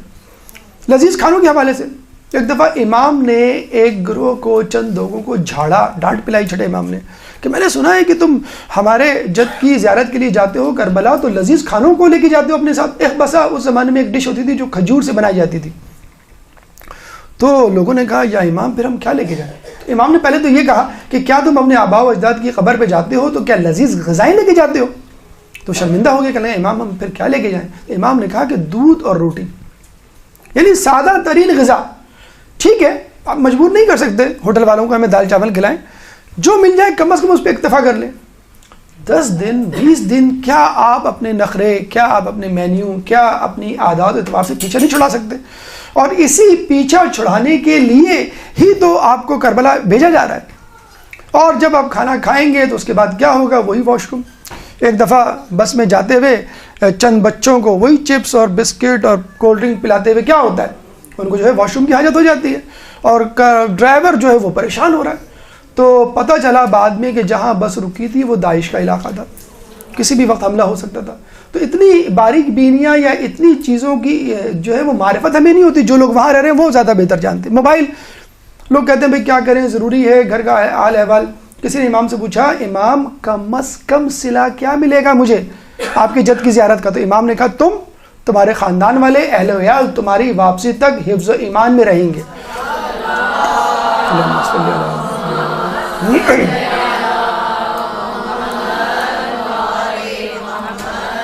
اور قیامت میں بھی اللہ تمہارا محافظ ہوگا. ہاں موبائل کا پازیٹیو یوز ہے، جیسے جاتے ہی اینڈرائڈ موبائل پہ فرنٹ پہ آپ اس جگہ کا اس شہر کا ویدر ڈال دیں، آپ ٹیمپریچر، سن رائز، سن سیٹ، یہ معلومات، یا کتابیں ڈاؤن لوڈ کر لیں، اپلوڈ کر لیں، کوئی مذاقہ نہیں. شاپنگ کریں لیکن اس کو آخری دن اور آخری اوقات کے لیے مختص کر دیں. حدیث میں ہے، واقعی ہے کہ سفر سے واپس آؤ تو اپنے اہل و عیال کے لیے تحفہ لے کر آؤ، چاہے وہ پتھر ہی کیوں نہ ہو. اور اگر وہ پتھر در نجف ہو تو کیا ہی بات ہے. اب آیا اگر وہاں سے لائیں، زیتون لائیں. لیکن جو ٹریڈیشنل تحائف جو کربلا کے ہمیں ملتے ہیں وہ ہے مہر، تسبیح اور کھجور. مطلب وہ چیزیں جو وہاں کی سوغات ہیں ان کو لے کے کم از کم ضرور ہے.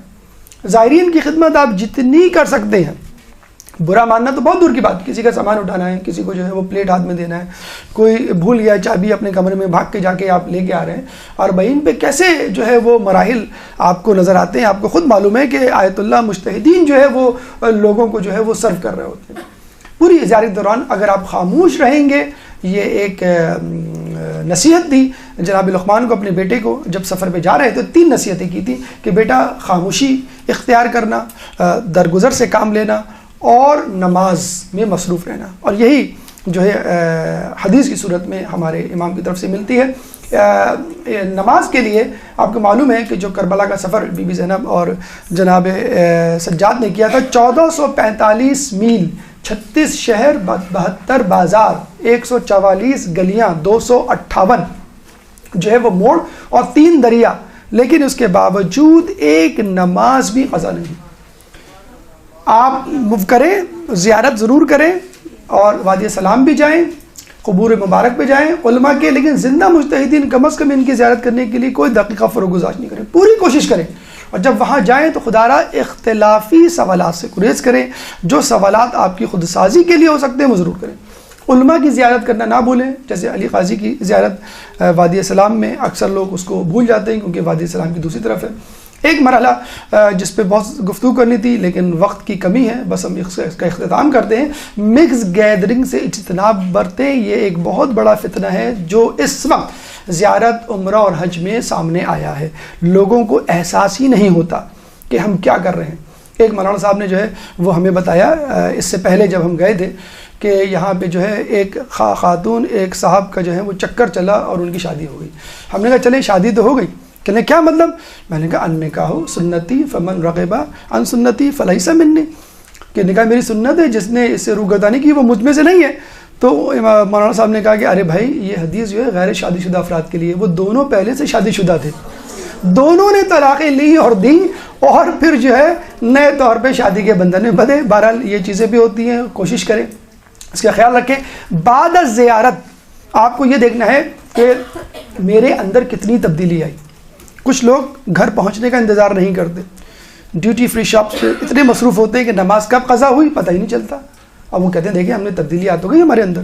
کراچی ایئرپورٹ پہ خاتون نے دوسری خاتون سے کہا کہ آپ کہاں سے آئیں؟ آپ تو ہمارے قافلے میں نہیں تھی. کہ لیکن تھی، لیکن پہلے حجاب تھا اب نہیں ہے.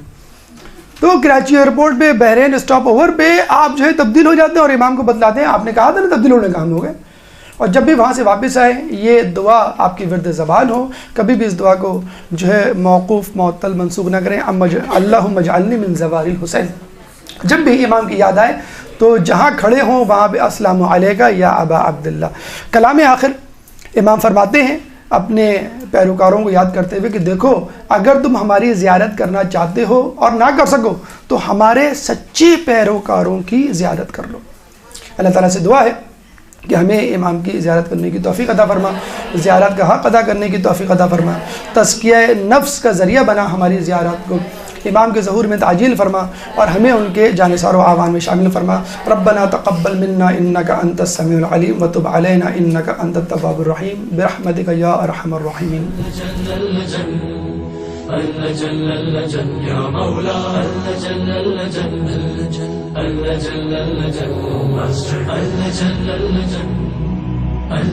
يا صاحب السماء